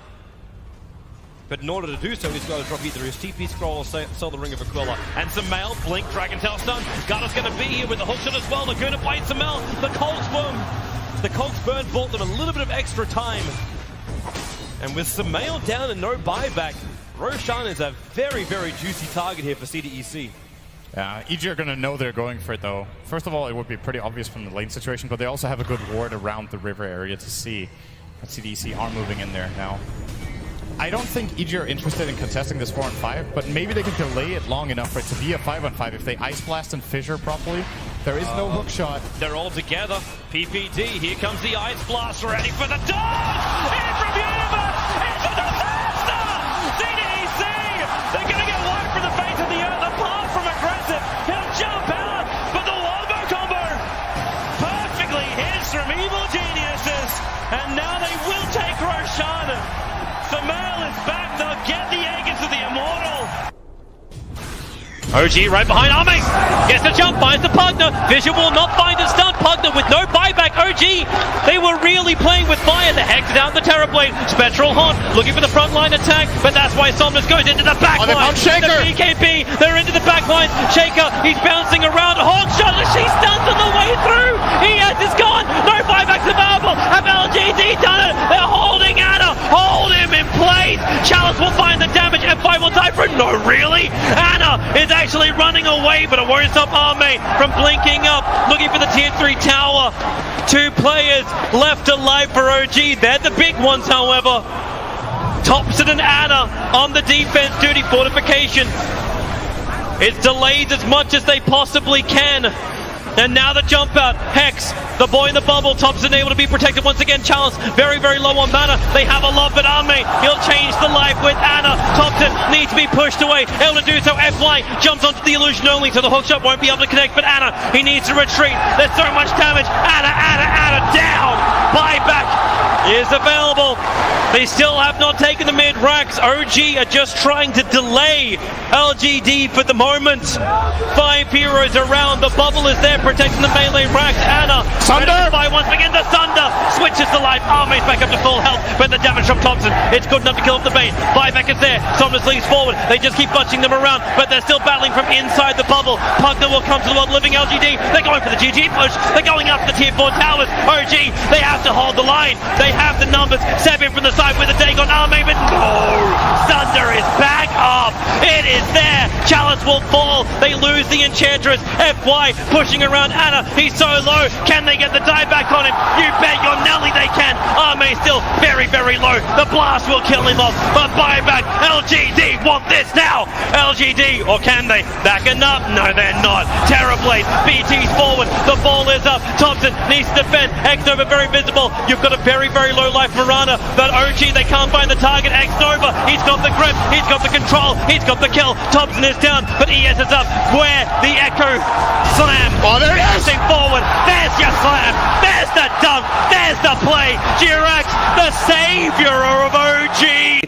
1,500 gold. He actually is going to go straight into the pipe here, opting to tank up even more. Rolling boulder from Zep misses again, but there's the Infest Bomb, and this time Ohio's in trouble. Roar will come out, they have the Magnetize, they get off the silence as well, and Ohio will get right-click down. The Exorcism will go from Mushi, doing a decent amount of damage to that aggressive. The Borslow comes through, he has no Infest, he has the Armless Toggle, needs to be careful, the Spirit Siph's coming out, the Glimpse back onto aggressive, gets him back in there. They get the Grave off in time though, the Open Wounds will come through, they have the Kinetic Shield. There's the Black Hole, from the low ground, on to 3!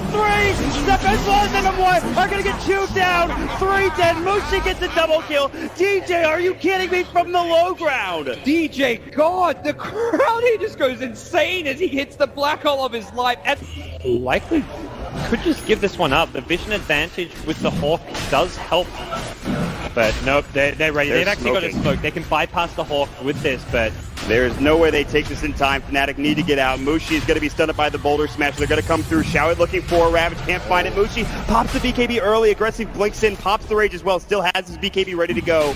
They really want to contest this and take it down as quickly as possible. They get the refresher for Ohio. It's coming out. Double Roar is ready. Can they find a kill off of this? Maybe he's walking up with the Silver Edge. Ohio's going to get caught first. Ravage catches onto 2. Black Hole counter initiation. Static Storm on top. Aggressive is low. They get up to Static Storm. Showit pops the refresher. It's not enough. Maybe he's getting chewed through by mid 1. They get up the Roar. They'll lose 2. They'll lose 3. They buy back on the Tide. He's got another Ravage. They have no buyback on Maybe. What an initiation from DJ. Secures another kill, and Tongfu is going to continue to push. They're not done. Mech still hasn't even been used. There's a hook. How?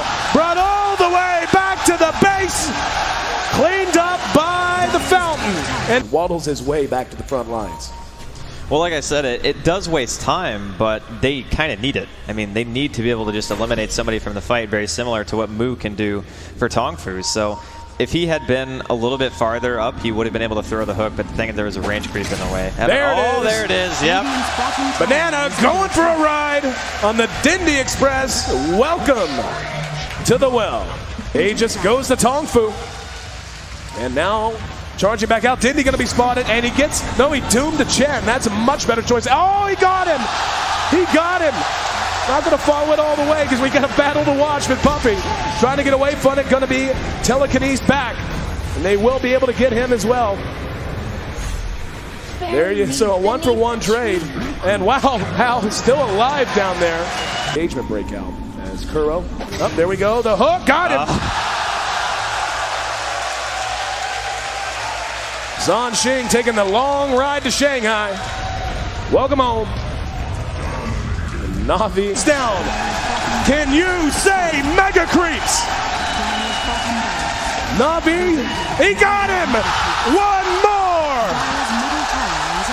This is what you call one for the road! Man, I can't.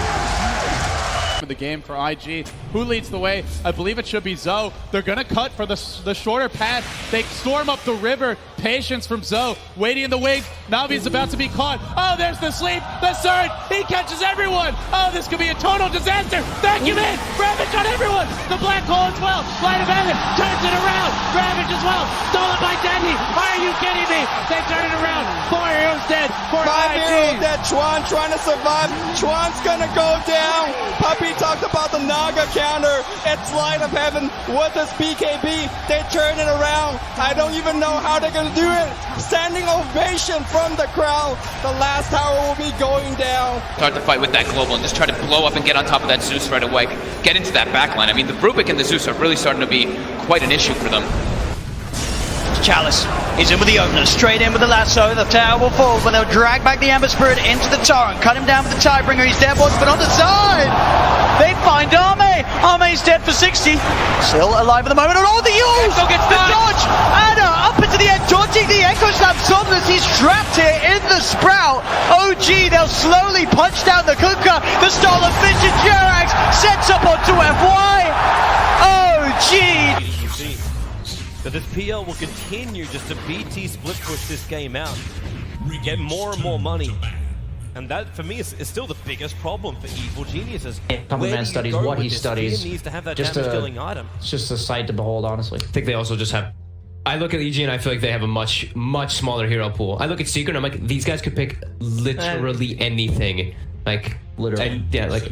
In majority of the games, like you can see Yapster playing some like carry, like support Lunar. So like, who knows? They just vary a lot of the times. They always have this Chen up their pocket too. So do you feel like tough to draft the Bloodseeker that they've basically pulled out last week?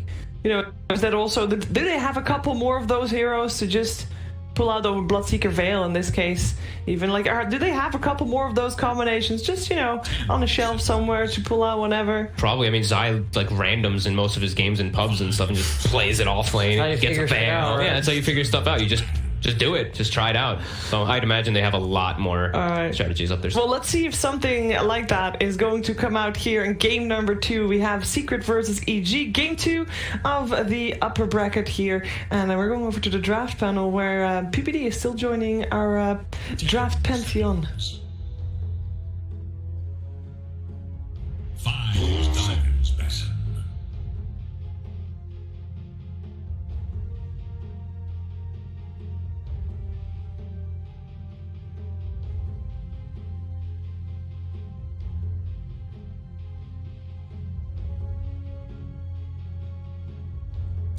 Seconds. When you get a real lemon of a hero, you gotta make lemonade out of it. I should have planned that out. I thought I had something else with that. Kyle, you were good at metaphors. What happens when life gives you swindle melon? I just have a photo of Arteezy. We have all these different inputs, and for some reason... Should have probably coordinated this a little bit better then. You're the host. I'm the host, my bad. All you gotta do is say, hey, Peter, what do you think? Easy. Well, Kyle, I would say that. Oh, he's not here. If he was on the screen. But we have to be patient. Well, hey, speak of the devil. Welcome, Peter. Hey.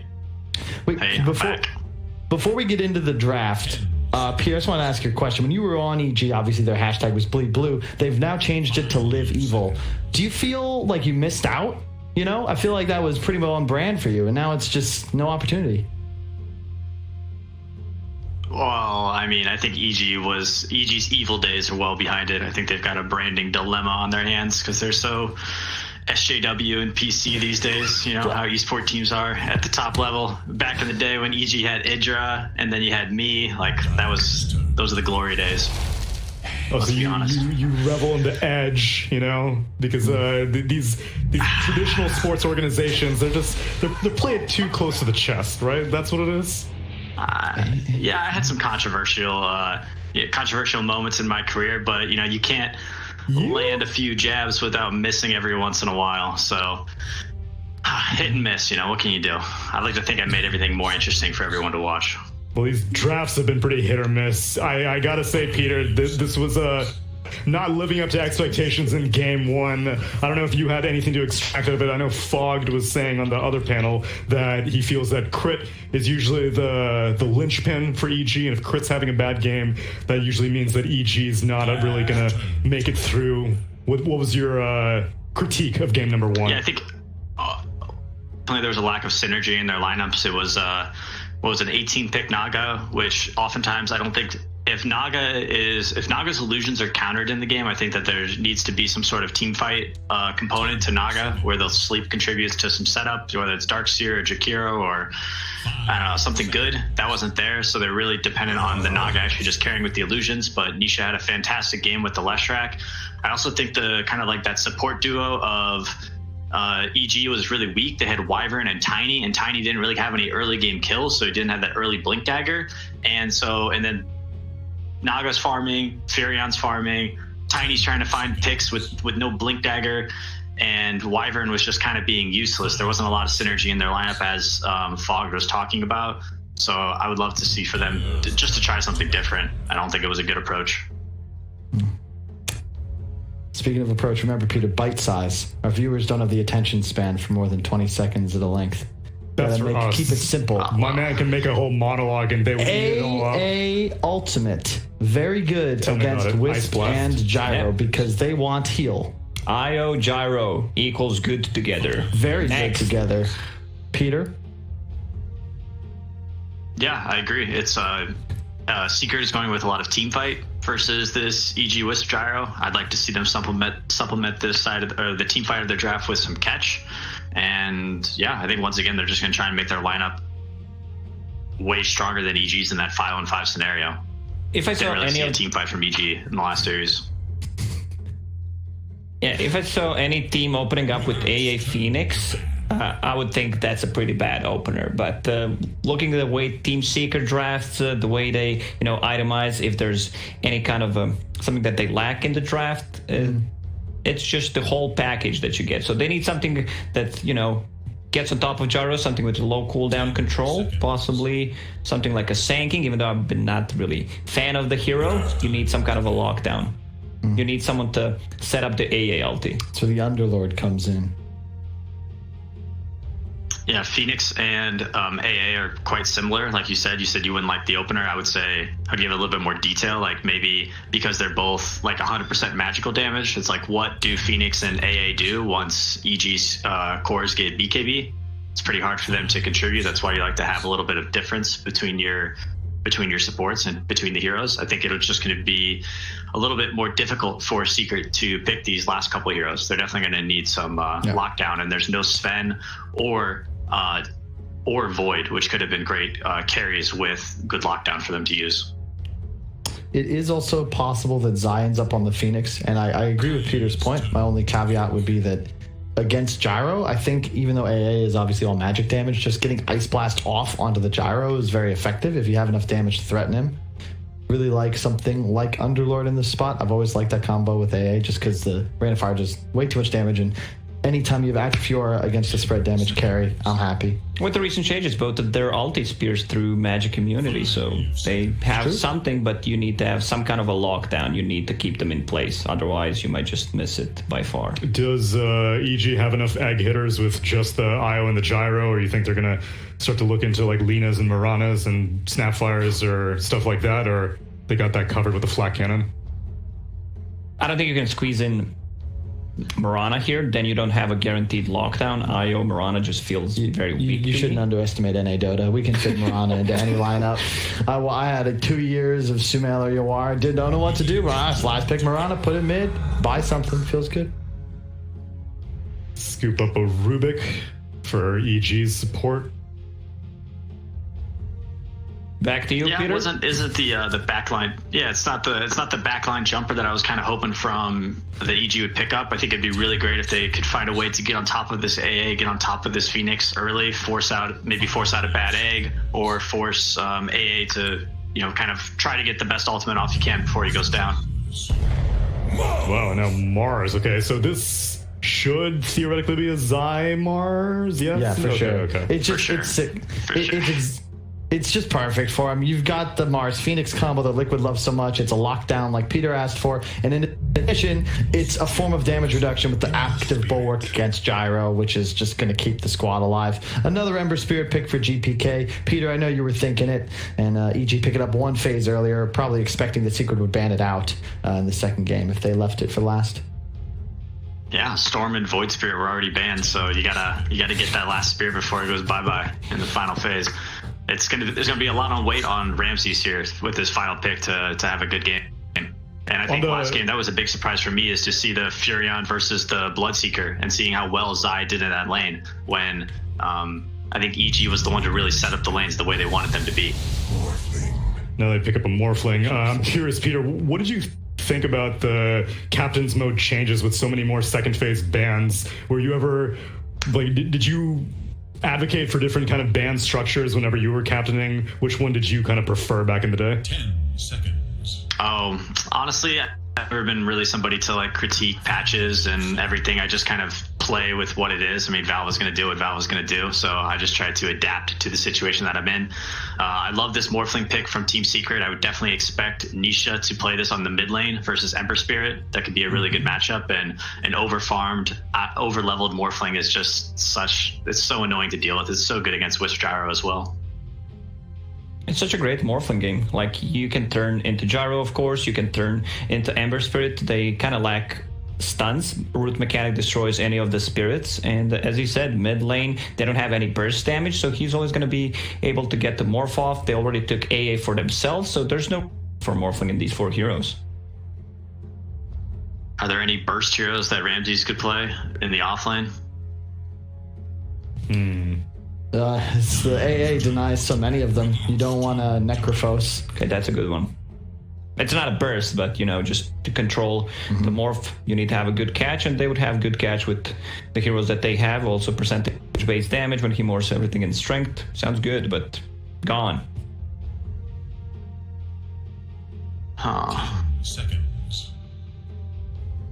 EG banning out a Monkey King as if they're suspecting Secret to... Or actually, yeah, so why do EG ban out the Monkey King? They first phase banned it in the last game, so they know something that we don't, because they obviously place a lot of respect on it. It's a good matchup against the Ember Spirit in the mid lane, and having these 2 circles, it's such a deadly combination. Mars plus Monkey King, you keep him inside of Wukong's. It's also very easy to execute. Yeah.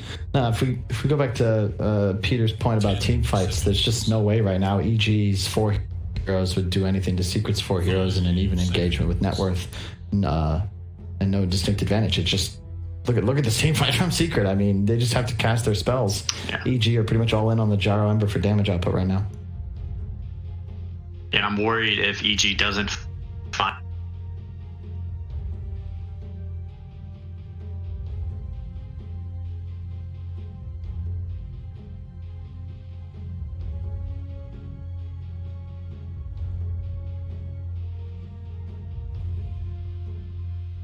Radiant's turn to pick.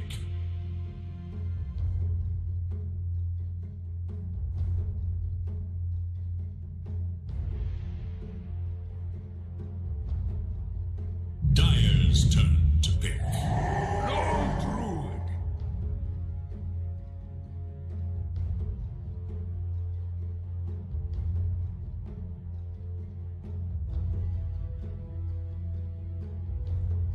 from the map and hit his core item timings very early. Yeah. It's self-sufficient as well in the lane, so you can kind of cover for the fact that neither one of your supports is really going to help you find too just not much. You can give him soul XP. Lone Druid can rotate off. Which lane, though? Because, I mean, you can send either one mid to go up against what's likely the Ember Spirit. Almost guaranteed to be a GPK Ember. Could be offlane Ramses Ember. Okay. Oh, God, please, no. I mean, you got to try something different. Whatever that was first game was not effective. I just don't see the hero that EG can pick right now that counters the Lone Druid that has enough burst damage for more salt. Give him a sec before we have to let him go. Go ahead, Peter. No salt. I think it was a really tough pick. I was agreeing with Lacoste. They inevitably went up with Underlord. I think it was a decent choice. But yeah, I didn't really see any great choices. I was thinking, like, could they make a Slardar work or some sort of like initiating stun? But they're just going to rely on the root mechanics here from EG with the Searing Chains and Underlord Pit. Gotta say, I'm leaning towards Secret once again, man. Their draft just makes sense. Yeah, they were consistently one step ahead, even with that kind of peculiar first phase opening of the Phoenix AA, and the odds, unsurprisingly, remain to be heavily in their favor. EG kind of banking it all on this IO gyrocopter right now, Kyle. Yeah, not Not a huge fan. I feel like GPK is going to need to play a flawless game, 0 deaths if they're going to win. Also, perfect items. Probably Drums, Vessel, maybe just a rushed Vessel against a Morph here, and he's got to just hunt everybody. Ultimately, if EG get ahead, they can just dominate map. They play with so much pace that perhaps they'll just kill Secret enough times to win. But I kind of agree with Pete. This is just a draft that makes sense. I think Secret will win the lanes and then just kill towers and win the game. Looking at Team Secret's lineup, easy to execute. Click the buttons. You don't have to do anything special, to win the game. And looking at how EG utilizes the last pick, I just don't feel like whenever I see someone like an Underworld, this is it. This is going to win them the game because this is not a hero, especially against the matchup that they're facing. Well, then, if you got any parting words, Peter, because it's looking like it might be a 2-0, so grace us with something because I think we might not be able to catch you for a game 3 at this rate. Yeah, well, thanks for having me, and thanks to all the viewers who are tuning in and watching this amazing Dota that we're about to witness, hopefully. And maybe the playoffs tomorrow will be a little bit better Dota than this upcoming match. We'll have to wait and see. Yeah, thanks for that, Peter. That was. And with that, thank you very much, Peter. It's so cool to be able to get the pro players or some of these retired players who are obviously still great minds to have on the game. We've had Jarex, we've had Peter. Yeah, it's always good to be able to hear their thoughts on the game, just because they're usually one step ahead. Shout out to PPD's YouTube channel. Actually, check that out. He does a lot of good draft analysis on there. You want more of that? I've been feeding that. So. And it sounds like all of our analysts were definitely leaning one direction here, which was that Secret's going to take down Evil Geniuses on a 2-0. You don't also agree, right? Right, Jenkins? You see something that Evil Geniuses... Man, I mean, come on! It's an IO gyrocopter with an Ember Spirit. It's got an Underlord for some sustain. Yeah. See, I do. If this is different teams, if we didn't just witness what we just witnessed, an absolute massacre that was borderline traumatizing to even watch, I think that the draft on EG, you've got more disables, right? I could see them running around as a ball and snowballing with Ember Stun, Gyro Stun, Rubik Stun, Abyssal Underlord. He's got this root. Like, you have all these heroes that have great disables. You can play really fast-paced. Team Secret, they basically just have Mars and then like Bear Root, right? Bear Fear. It's not that great. The problem is, I think the lanes for Secret are great. And if they win the lanes and they snowball, like the panel was mentioning, they can take towers very quickly between the heroes that they have. So it is true in a lot of games of Dota. It depends on who wins the lanes. It depends on who can snowball from a good early game. Well, I like Evil Genius's lineup. I think they got what it takes. Okay. It feels good. Let me just say, Jenkins, it feels good to be casting a series with Evil Geniuses involved where people can't call me biased because Secret slaughters them so heavily that... This is true. This is true. We always get the NA bias card. You see, here's the issue: is I played a lot of pubs, and I'll play pubs with the NA players, so I happen to know a lot more about the NA players. But I've had the great opportunity to play with these European players while being in Ukraine. I'm very, very happy about that. Get a bit of insight on what it's like to play against Puppy. And I gotta say, I would literally rather play against anybody else other than Puppy. He plays position 5 puck, and it is not fun to play against. He just somehow loses the lane to me because he had crappy heroes, and then he just is 3 levels above me at the end of laning stage. I don't know how he did it. I literally need to watch the replay. The guy's odd. I seriously don't get it. Puppy's a menace.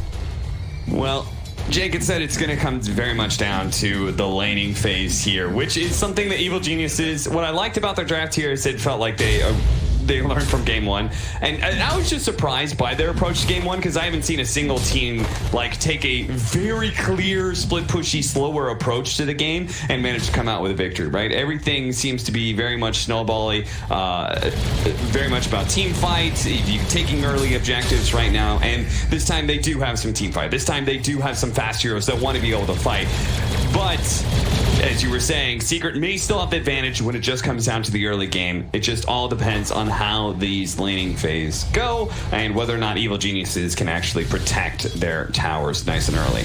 And that creep that was following Zai there, that was very convenient for splitting that rocket barrage damage there. Yeah, it certainly was. Otherwise, there's a small chance that he could have actually died there. And you can see look at him, he dodged. He dodged most of the rocket barrage damage there. That was beautiful from Zai. Went outside of vision, did a nice little ring around the Rosie. Blocks the camp too. That's interesting to see that he does that. Give me a Eeks level 2. Yapster's level 2 now. He's got the crown, 400 gold, and he's huge. And we're seeing a lot more of this where the offlaner kind of screws off from the lane and gives the support that second level. If you're with the Tiny, if you're with the Phoenix, it feels like it just looks a lot better when that support gets that fast because they're so weak at level 1 for some of them. Think about if you have a Phoenix in your lane. Like, how do you lose the lane? Like, this guy dies at level 1 because he's just got Fire Spirits. Are you going to die because Mars is level 1? Like, is that going to lose you the lane? I feel like Mars is pretty good at level 1. Tiny as well. Like, you get the Avalanche Toss, and all of a sudden you're incredibly powerful. Same thing with, like, Batrider, Pudge. These heroes have these ridiculous level 2 spikes. It just makes sense to give them those levels, no matter what their farm priority is. Well, this mid-lane matchup has got to be really difficult for GPK and the Ember Spirits, and while he has done very well for himself, I think, in this initial 3 minutes, he's eventually going to start losing it pretty hard, right? Yeah, definitely. I think he's already doing quite well. I feel like the physical damage between the Bear and the hero, as well as like Matumba's starting items, like he went for a Blades of Attack rush, he has a Blightstone as well. It's a lot of physical damage, right? So I do really feel like that should be a Lone Druid favored matchup, and you can see he is picking up steam, but GPK is very good at this Ember hero. I think. Oh, wow. They're even going to give the Absol level 3 here, so he's going to get the level 2 Fire Spirits, that big damage upgrade. Dude, this is just Liquid. Like, this is what Liquid does. Secret is a team that does a little bit of everything. That's what's so interesting about them. I think somebody was mentioning on the panel about, I think it might have been Brian, he was mentioning that Secret, they'll split up in this way where they are controlling really the most aggressive areas possible of the map, but split. Like, they'll have a 2 and a 3 split, as opposed to 5. OG is about all 5. Secret will do the same thing as 5, but they'll also do a 2-3 split. Like, they seem to incorporate everything quite well, which, once again, not human. That is inhuman. Yeah, and then that's kind of what has kept them on top for so long, right? Is that the various things that teams do well, Secret seems to incorporate it into their play style, and so they very rarely do. They just don't seem to get knocked down. GPK, they give Yapster the early level 3, and he rotates in to kill GPK. Cool. Really cool that he uses that level 3 to do that.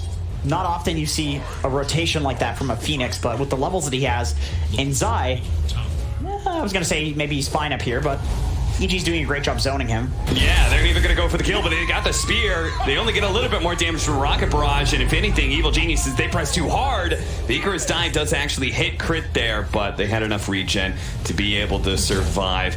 And, it's cool the Yapster is able to do that and everything, but how many offlaners do you think would be willing to put up with this kind of treatment, Yeah. Oh, nice spear. They're going to go for the kill here onto Arteezy, but another round of Fairy Fires. This one coming from Arteezy will keep him alive and healthy for now, but they're certainly going to need some regen coming in from one of those couriers. Gyro IO, such a pain to deal with. Like, it's really hard to have any kill threat on these heroes if they're playing well. And your lane gets crit and Arteezy. Like, he's going to have the Fairy Fire. He's going to have the salve ready to go if you ever try to go on him. They're gank here on the mid lane. Yeah, they want to be able to stop this Ember Spirit from getting his level 6, it seems. Hard kill, though. I mean, the first kill I did not expect. You don't see that. Sure. But at level 5? Oh, he's going to go for the courier instead. He's like, okay, maybe this kill is a little bit too hard to get. GPK's playing very defensive while he's trying to get his level 6. Okay, as I say that, he's going to try and make a break here for the power rune, the toss over of the bear onto Matumba Man himself. But now, GPK's just going to get run down. Double root from the hero. Beautiful. Matumba Man staying in front with the blocking GPK the entire way, and eventually he'll get another root, and eventually he will get the second kill of the game on the same man. GPK dies once again, and maybe even Fly's gonna die here because they can dive the tower if they really want to, but no, it's not worth it. Better to push in the mid lane, get this creep wave killed before GPK comes back in. Ramses, meanwhile, has done very well in CS. Can he actually stay out of vision? Oh, slips right on by. They don't see him. You know he's somewhere around here, but he's going to make a break for it. Oh, man, if he gets the left courier. side, if he gets this courier, it'd be really, really freaking funny. Oh, one shots it beautifully. Courier does not give you your passive. It doesn't give you any damage. That's interesting. I would, if you asked me, I would say that it probably does. So good to know. Learning some Dota mechanics here. Yeah, very nice from Ramses. The juke, and I like the fact that he chose to stay. I think if he goes back, it's just putting him behind by... I mean, they're just leaving Zai out to hang and dry here, and Zai is still... he's gotten level 5 against this dual lane, while Yapzor is constantly mid. GPK doesn't have a lane to finish up his level 6. He's gotten half a level in the last, like, minute and a half. Sure. I mean, you know, this does kind of make sense when you think about Mars's job in this game. We were looking at the draft as they were picking, and it's like, they just need some sort of setup, right? Like, they have this crazy AA Phoenix. This already does a ton of damage. They have Lone Druid Morphling. These are greedy heroes. These are greedy heroes that are going to do a lot of damage. They need some hero to start things. They need some hero to just put something on the ground that will set up for the teamfight ultimates of the two supports of Secret. So just give him some levels. That's all he needs. Oh, yeah, so it's going to go for the courier and for the kill. That's disgusting. Takes a couple of tower shots, does manage to get the fire spirits out. Fly's going to try and control up that bear. Ramses, though, still taking too much, and this damn bear is a nuisance. Somebody get it off of him. GPK, they try and come in, try and finish up the bear itself, and then maybe they could have gone for the kill on Matama Man, but it takes too much. He gets the fear off, and he's away. He's fine. By the way, give up the gold. By the way, top lane, Zai canceled the TP. He canceled the TP of Crit, who was TPing in to save him. Oh, wow. Must have speared him long range. Very clutch spear, and well, chased away from the creep wave once again, but still not dying in this situation where most of the experience early on went to Yapzor, and he's still recovering just fine. Maybe not net worth, but levels, he's still doing fine anyway. Secret do have a 1,000 net worth lead. They do need to push down. What is happening, man? Yapzor knows where all the couriers are. Animal abuse, man. What is this? Give it a break. You know the great thing is, like, giving him such a good early game means that he can pull this shit behind enemy lines, and he's got so many levels and items. Zai gets off the spear to the one solo tree that's there, and Arteezy's going to be chased away here. Not in danger of dying, certainly, but still failing to get the kill on Zai, who they really just want to kick out of lane as quick as possible, but cannot seem to do it. He is just frustratingly always there. And once again, keeps his distance just enough to be able to stay outside range of that second blast. Meanwhile, bottom lane, Puppey going to be chased down by GPK. Good kill if you can get it, and he certainly does. Jumps away to his remnant, so nicely played by the mid laner of Evil Geniuses, the stand-in GPK. Yeah, they need him to start making moves like that. I think this lineup from Secret is just, it's so greedy. I mean, then again, you do have Arteezy, who's farming quite well in this top lane. They're keeping as much pressure as they humanly can onto this Mars. You know, Gyro IO, it's hard to lane against, but not the most. Managed to get the arena out. Looks like they're going to go for the kill onto Arteezy with the Ice Blast coming in. Zai keeping him at bay there. Bulwark and a push back, but Crit, he's going to be in some trouble. Matamba Man, he's going to try and hunt him down with a bear. And can't quite reach him, so instead going for Arteezy. The bear is now no longer disarmed. Matamba Man's close enough. They just need a root, but it's underneath the tower here. Still going to go for it, though. The last hit that he was going to go for turns out to be a root. He started running backwards, then he was like, oh, wait a minute, I got him. Good. Yeah, he's stoked about that. He's like, oh, okay, all right. He was not trusting in Gaben there. Gaben delivered. And I was going to see, like, the one good thing for Evil Geniuses is they haven't actually lost a tower yet, because it is very important to Secret's lineup, right? But now they just got the kill on the Gyrocopter, and they're surrounding this tier 1 atop. But you can see Ramsey's actually pushing in mid during this time, so he gets a lot of damage in. That's actually going to die. GPK, he's going to come in and see if he can kill these supports. Yapzor does have his level 6, but he doesn't have the mana to support his Supernova, so he's going to die, and it looks like Puppey's going to be chased down. GPK taking advantage of all that pressure in the top lane. to lend a helping hand to Ramses, getting the mid tower, getting 2 kills. Yeah, great activity there from GPK, and I think this Underlord going mid it's interesting, right? It's like you don't expect this hero to rotate at this point in the game. It's like you're an Underlord, like mid doesn't make any sense unless you're holding tower, but he's making an aggressive rotation, and that's the thing. It's because he doesn't want to be bot versus a Morphling. This is not a good lane, and if he's playing with the Ember, they can actually get kills. They can actually pressure the tower by just running at it and killing anybody who shows up. If it's not 5, you can take the tower. So really great call from them to go for that play. Also, he's the best hero to stand in front of Lone Druid pushes, right? When they made that trade-off, Ember Spirit was suffering mid lane, and he was going to get pushed out of the lane, and then you're going to have that Lone Druid taking that mid tower, so they say, okay, Ramses, you're going to sit here, you're going to defend this mid tower, and did that and better by being able to take the opposing tower. Fly is certainly dead. He knows it now, but he was surrounded by heroes on all sides. He did stat morph, I think, so he's got a lot of HP. I was like, why is he so tanky? Then I saw 1,300 HP. Yeah, stole that one for the Morphling. Definitely great against this magic damage from Secret. That's like a lot more to get that kill than I think Secret were hoping. They didn't have to use the Mars ulti, though, so that's always fantastic. See, GPK is going to be building into just the early stats. Not atypical whatsoever, just going for the drums, trying to be as active as possible, because they know that's a scary thing about Lone Druid and Morphling. It's like they're cores and they feel good late game, but if you're strong enough to win fights early, they're so good at destroying towers, right? They're so efficient at it. Lone Druid has this demolish. For sure. Morphling can just go full agility if he feels safe. Yeah, there are definitely some games where having this like dual core lineup, you know, Morphling, Lone Druid, where it can feel really unfair if you don't have a way to pressure or a way to stop them from farming. Like if you pick some counter to Morphling in the laning phase, for example, it's a lot different. Oh, look, a spider. It's disgusting. Get this off my screen. And away it goes. And away, potentially Puppey goes. GPK throws out a defensive remnant while he goes for this kill. For some rotations, good enough for him. He's got his boys to protect him. All right, this is going to sound extremely specific, and that's because it is, but I want to point out that Zai went for Tranquil Boots on Mars, and one thing that I've noticed watching a lot of his replays is that his boot selection, it's never the same boots on the same hero. Like you'll see Phase Mars, you'll see Treads Mars, you'll see Brown Boots Mars, you'll see Tranquil Boots, like, well, I haven't seen him do Tranquil's Mars, but he did it in this game.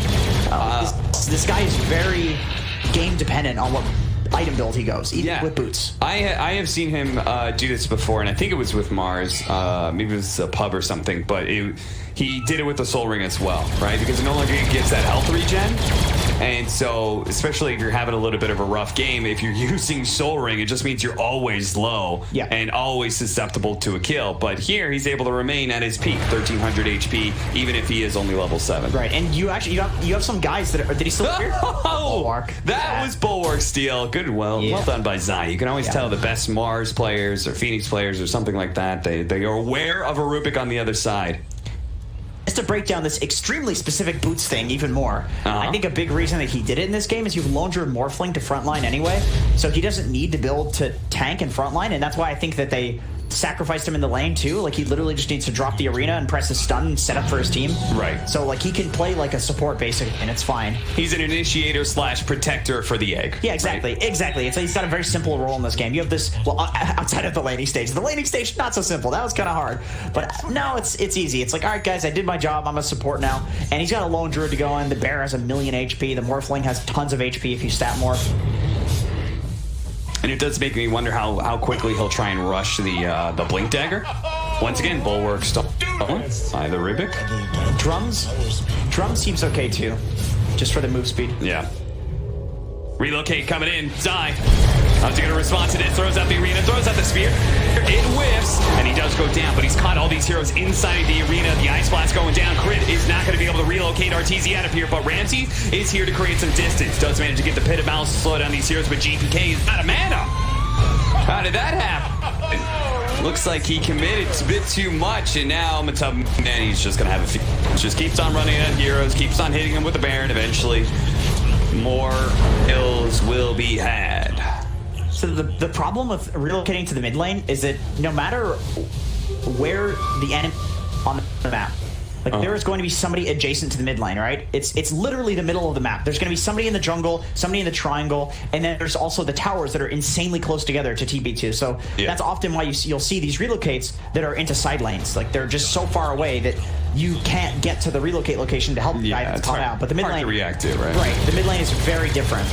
Yeah, especially, so maybe inherently that wasn't a good idea. Not only to Mars, a hero that literally says, sorry, you have to sit here in this area for a while.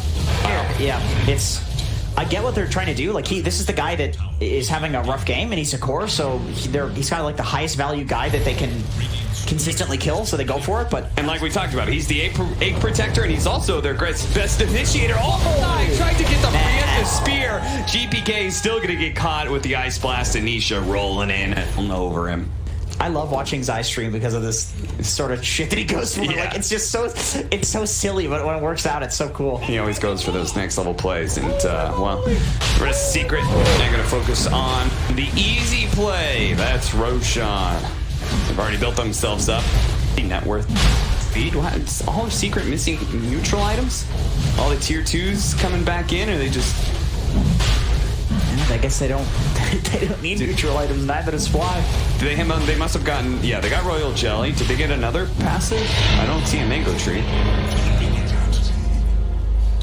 Maybe, I don't know. Maybe they haven't dropped it. Maybe they haven't dropped. They haven't really been jungling that much. That's true. They've been just sitting in lanes. Is a good problem to have. Whereas EG, they've been jungling. I think Gyro and I have been doing a heck of a lot of jungling.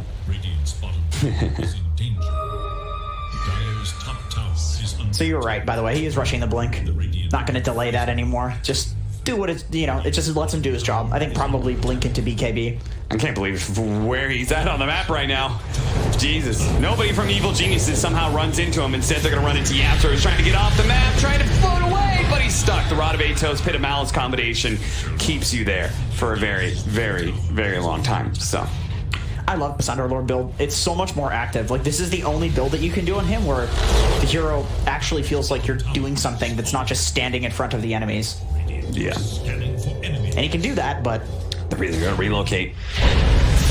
And join into this mid lane, kill the Ancient Apparition, and I think they're just going to leave the Eye or die here. Oh, they see the little spot there. So that was actually one of those. It was like simultaneously defensive relocate and offensive. They get RTZ kill, and he gets away from that sticky situation that they were in.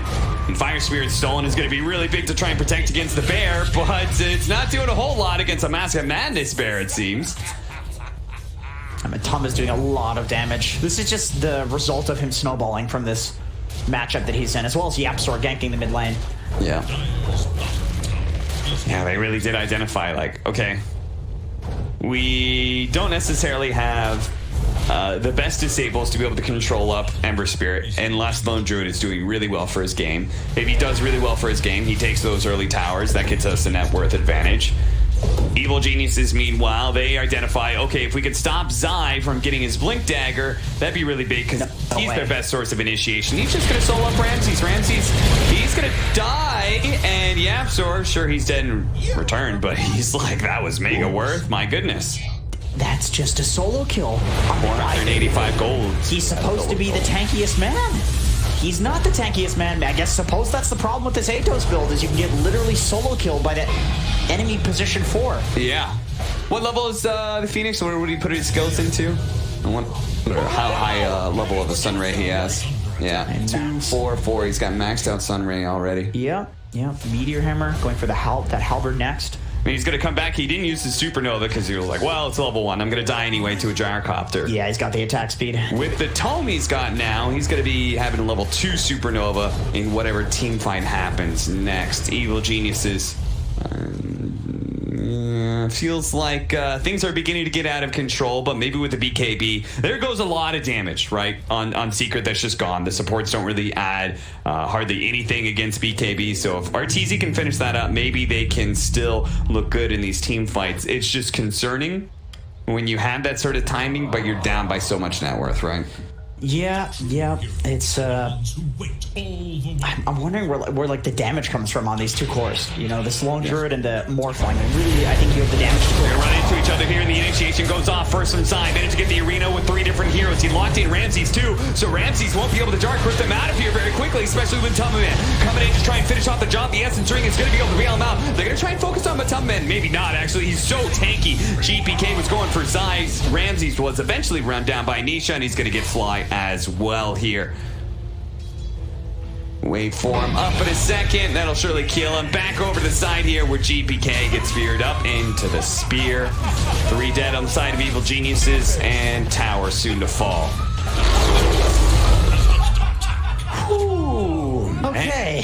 Okay. I mean, the thing is, the difference between this game and the last one is Arteezy's playing a hero that actually likes getting a rapier, so when we're this far behind, when we're talking about rapier, it's not so much of a meme.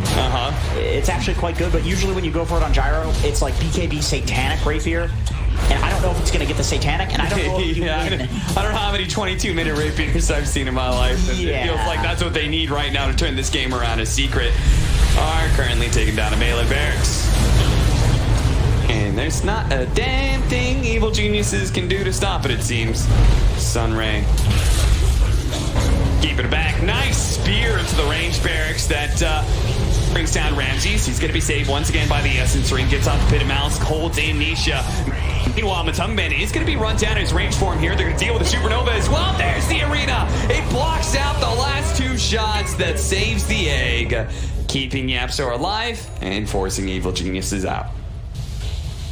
Usually the combo works the other way. Usually the egg is in the pit and you have just all this disruption that's happening. But perfect placement there. It's perfect also that Arteezy and Crit are standing obviously together because they're IO Gyro, so they're going to be on one side of that. Maybe it dies if there's a couple of people in the actual pit, but...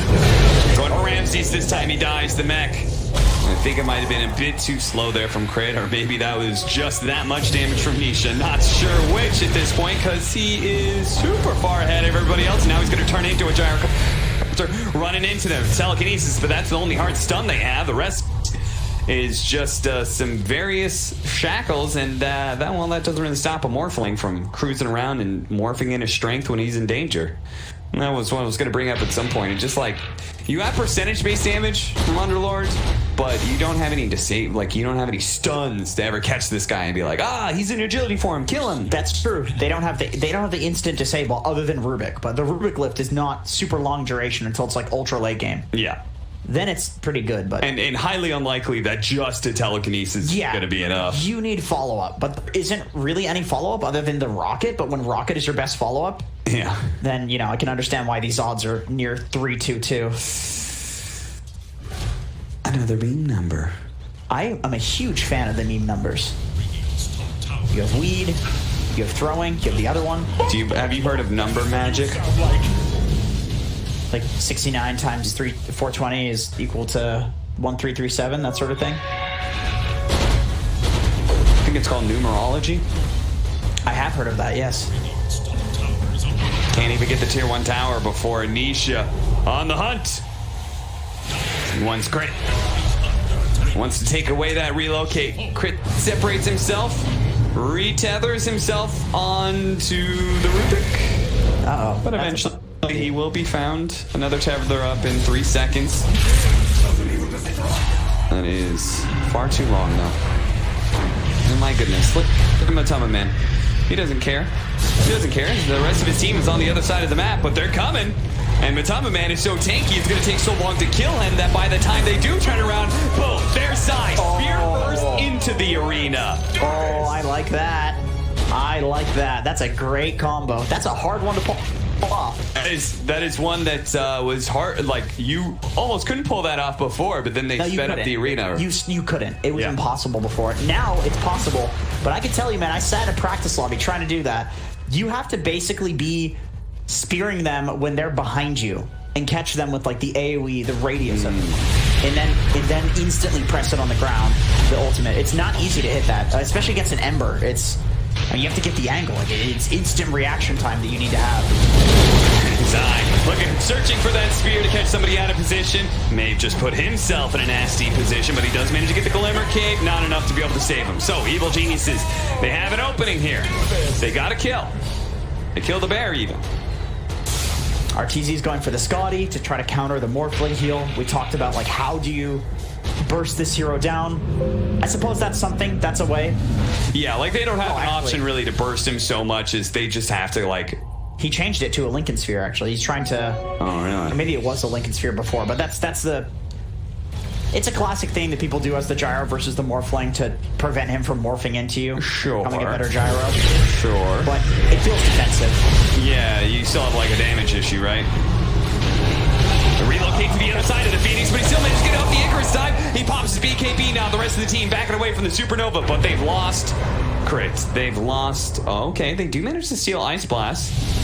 If they can get away with that spell intact, it would be kind of nice. He's going to throw it out now. Trying to go for the Morphling. Nisha may not be expecting this one. A big blast, and it looks like he's going to go down. A big, big kill for Evil Geniuses, all thanks to Fly. Now they're going to be able to kill that bear. That's a second death onto the bear. Meteor Hammer drops right on top of RTZ. But, oh, the arena save. Could this actually bail him out? Managed to get the kill on the Fly. Muntabaman on the run. GPK, he is not able to chase, it seems like. And that, Zai just saved him.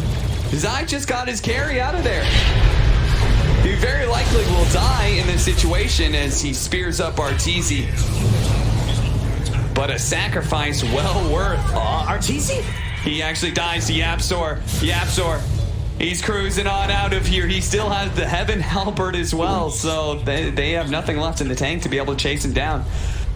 Ooh, that 3-4 duo of Yapzor and Zai. Dude, that was some nice Dota.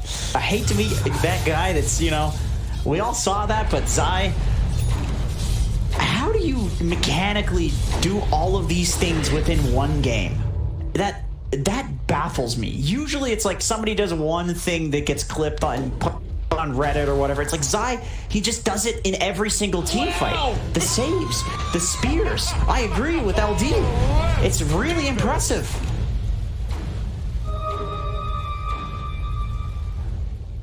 I was trying to reimagine that clip. He's gonna do it. Wow. And then the keyboard click on E. And then I was trying to think if that was Zai and his moves, but it doesn't really work. It doesn't work. He's doing really sick shit. Actually, you know how that works? In fact, it works exactly perfectly in this game. The bulwark. Him stealing the bulwark every single time. He's the bulwark. Oh my god, he's a genius. Zai's a fucking god. No, but he's owning this game. We're not. He's completely countered the Rubik. Yeah, we're not. Look at him do it. He's gonna do it. I can get behind people saying like, "Oh, you know, you're hyping too much up some tier 2 I mean, you're not gonna hype up Secret. Like, what the hell are you gonna hype up? Exactly, you know, like it's. Oh man, they're just too good. I don't know. I like EG. They're from our region. But it's Secret. Their AI, I've said it before and I'll keep saying it until the AI eventually kills me when they get the ability to do so. I don't think they've learned to do that yet. They're too busy killing in Dota. Well, let's hope they just keep focusing on Dota. That's why it's important that somebody does take down Team Secret so they still have more challenges within the game of Dota 2. Otherwise, they turn to real life. Just like Jarek said. These gotta throw those psychotic tendencies into the video game, right? You do. A lot of sociopaths in Dota. They do a great job. Spear back into easy kill. So Ramses does not have buyback. Evil Geniuses now have to play a 4 versus 5 when they couldn't even play a 5 versus 5 before. Now it's a 3 versus 5, make that a 4 versus 5 with a buyback of the Rubik here. GPK doing his best to be able to delay, but Evil Geniuses, they need to call on a miracle. They need to call somebody from the heavens down to be able to save them here, and maybe that's going to be RTZ and Crit with Relocate, or maybe not. Maybe they're just going to TP in and slowly walk in against Megas. That's weird. Okay. That's a 30-minute Megas. Even if Evil Geniuses kill Secret at this point in time, I'm not sure how hype I can get about it. They're going to try.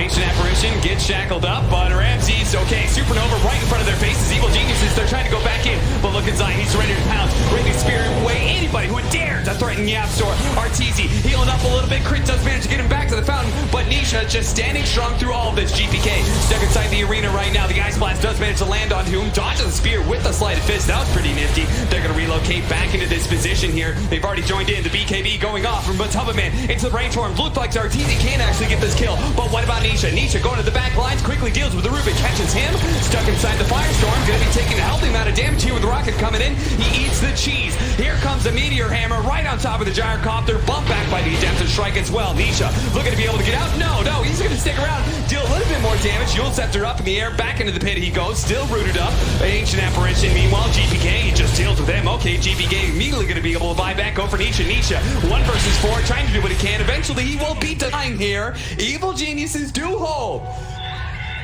And they're still Megas. Okay. Oh, well, 72 seconds. Yeah? If this wasn't 31 minutes into the game, I'd say they can go down mid and end, but it's 31 minutes. Yeah, if they weren't down 17,000 net worth, if there wasn't 32 minutes into the game, if there wasn't tier 2s up everywhere, Evil Geniuses could run down mid and maybe have a small chance of taking throne. But you did list off a lot of things there. That was a lot of things. Too many things to deal with. All right. Relocate in, Yapzor.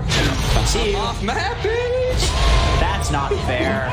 You can relocate anywhere on the map. But what if I go off the map, Jenkins? How did Arteezy's courier die? I think it died to creeps, maybe. That is entirely possible as we watch through this replay again and how Evil Geniuses, just through a multitude of like good options, right? They managed to barely save Arteezy with a relocate back to the fountain. They play into a second life. Arteezy held onto his BKB and came into the second part of the fight with that BKB. And they cleared out everybody else except for Nisha. Left Nisha for last. Because they know they just can't burst him down. It's a long slog, so they pretty much have to deal with him being there constantly, root out everybody else before they can all focus on bringing the big boy down. And they did do that. Okay, that's that. Yeah, I think Arteezy. If we where's the Divine Rapier? Yeah, exactly. I know what you're thinking. We will. There it is. There it is. That's all you can really hope for. I mean, it's kind of unfortunate your courier dies to creeps, but I suppose it'll take a couple of minutes to farm that extra gold. Secret's looking to end though. They don't want to let him get a rapier. We're not going to take a 70-minute game. Yeah, Secret's looking at the clock and they're like, be nice to have an early night, you know? Go to sleep before midnight. Maybe we should try that, boys. Okay. Let's go ahead and put Evil Geniuses to sleep, shall we? Put the pillow over their head. I don't know if that's sleeping, Cap. I think that's something else. Only dreams now, Evil Geniuses. Only dreams. You will dream of darkness forever. Arteezy on the front lines, gets speared away from Crit. Crit did have the tether back up, heals up. Arteezy throws down the covering fire there with the ultimate. Matubba-Man in his bear form, you can see he's trying to do what damage he can. Nisha, meanwhile, he went into a Gyrocopter and started laying damage into the tier 4s and flat-canned everybody else. And Arteezy, apparently they didn't even need Nisha. They're able to do just fine. Ice Blast caught inside the arena. Ramses is done. Die back for the two of them, and that means it's a GG for EG. And Secret, sure enough, as probably would have expected, given their current form, they do manage to head to the upper bracket finals where they will see OG.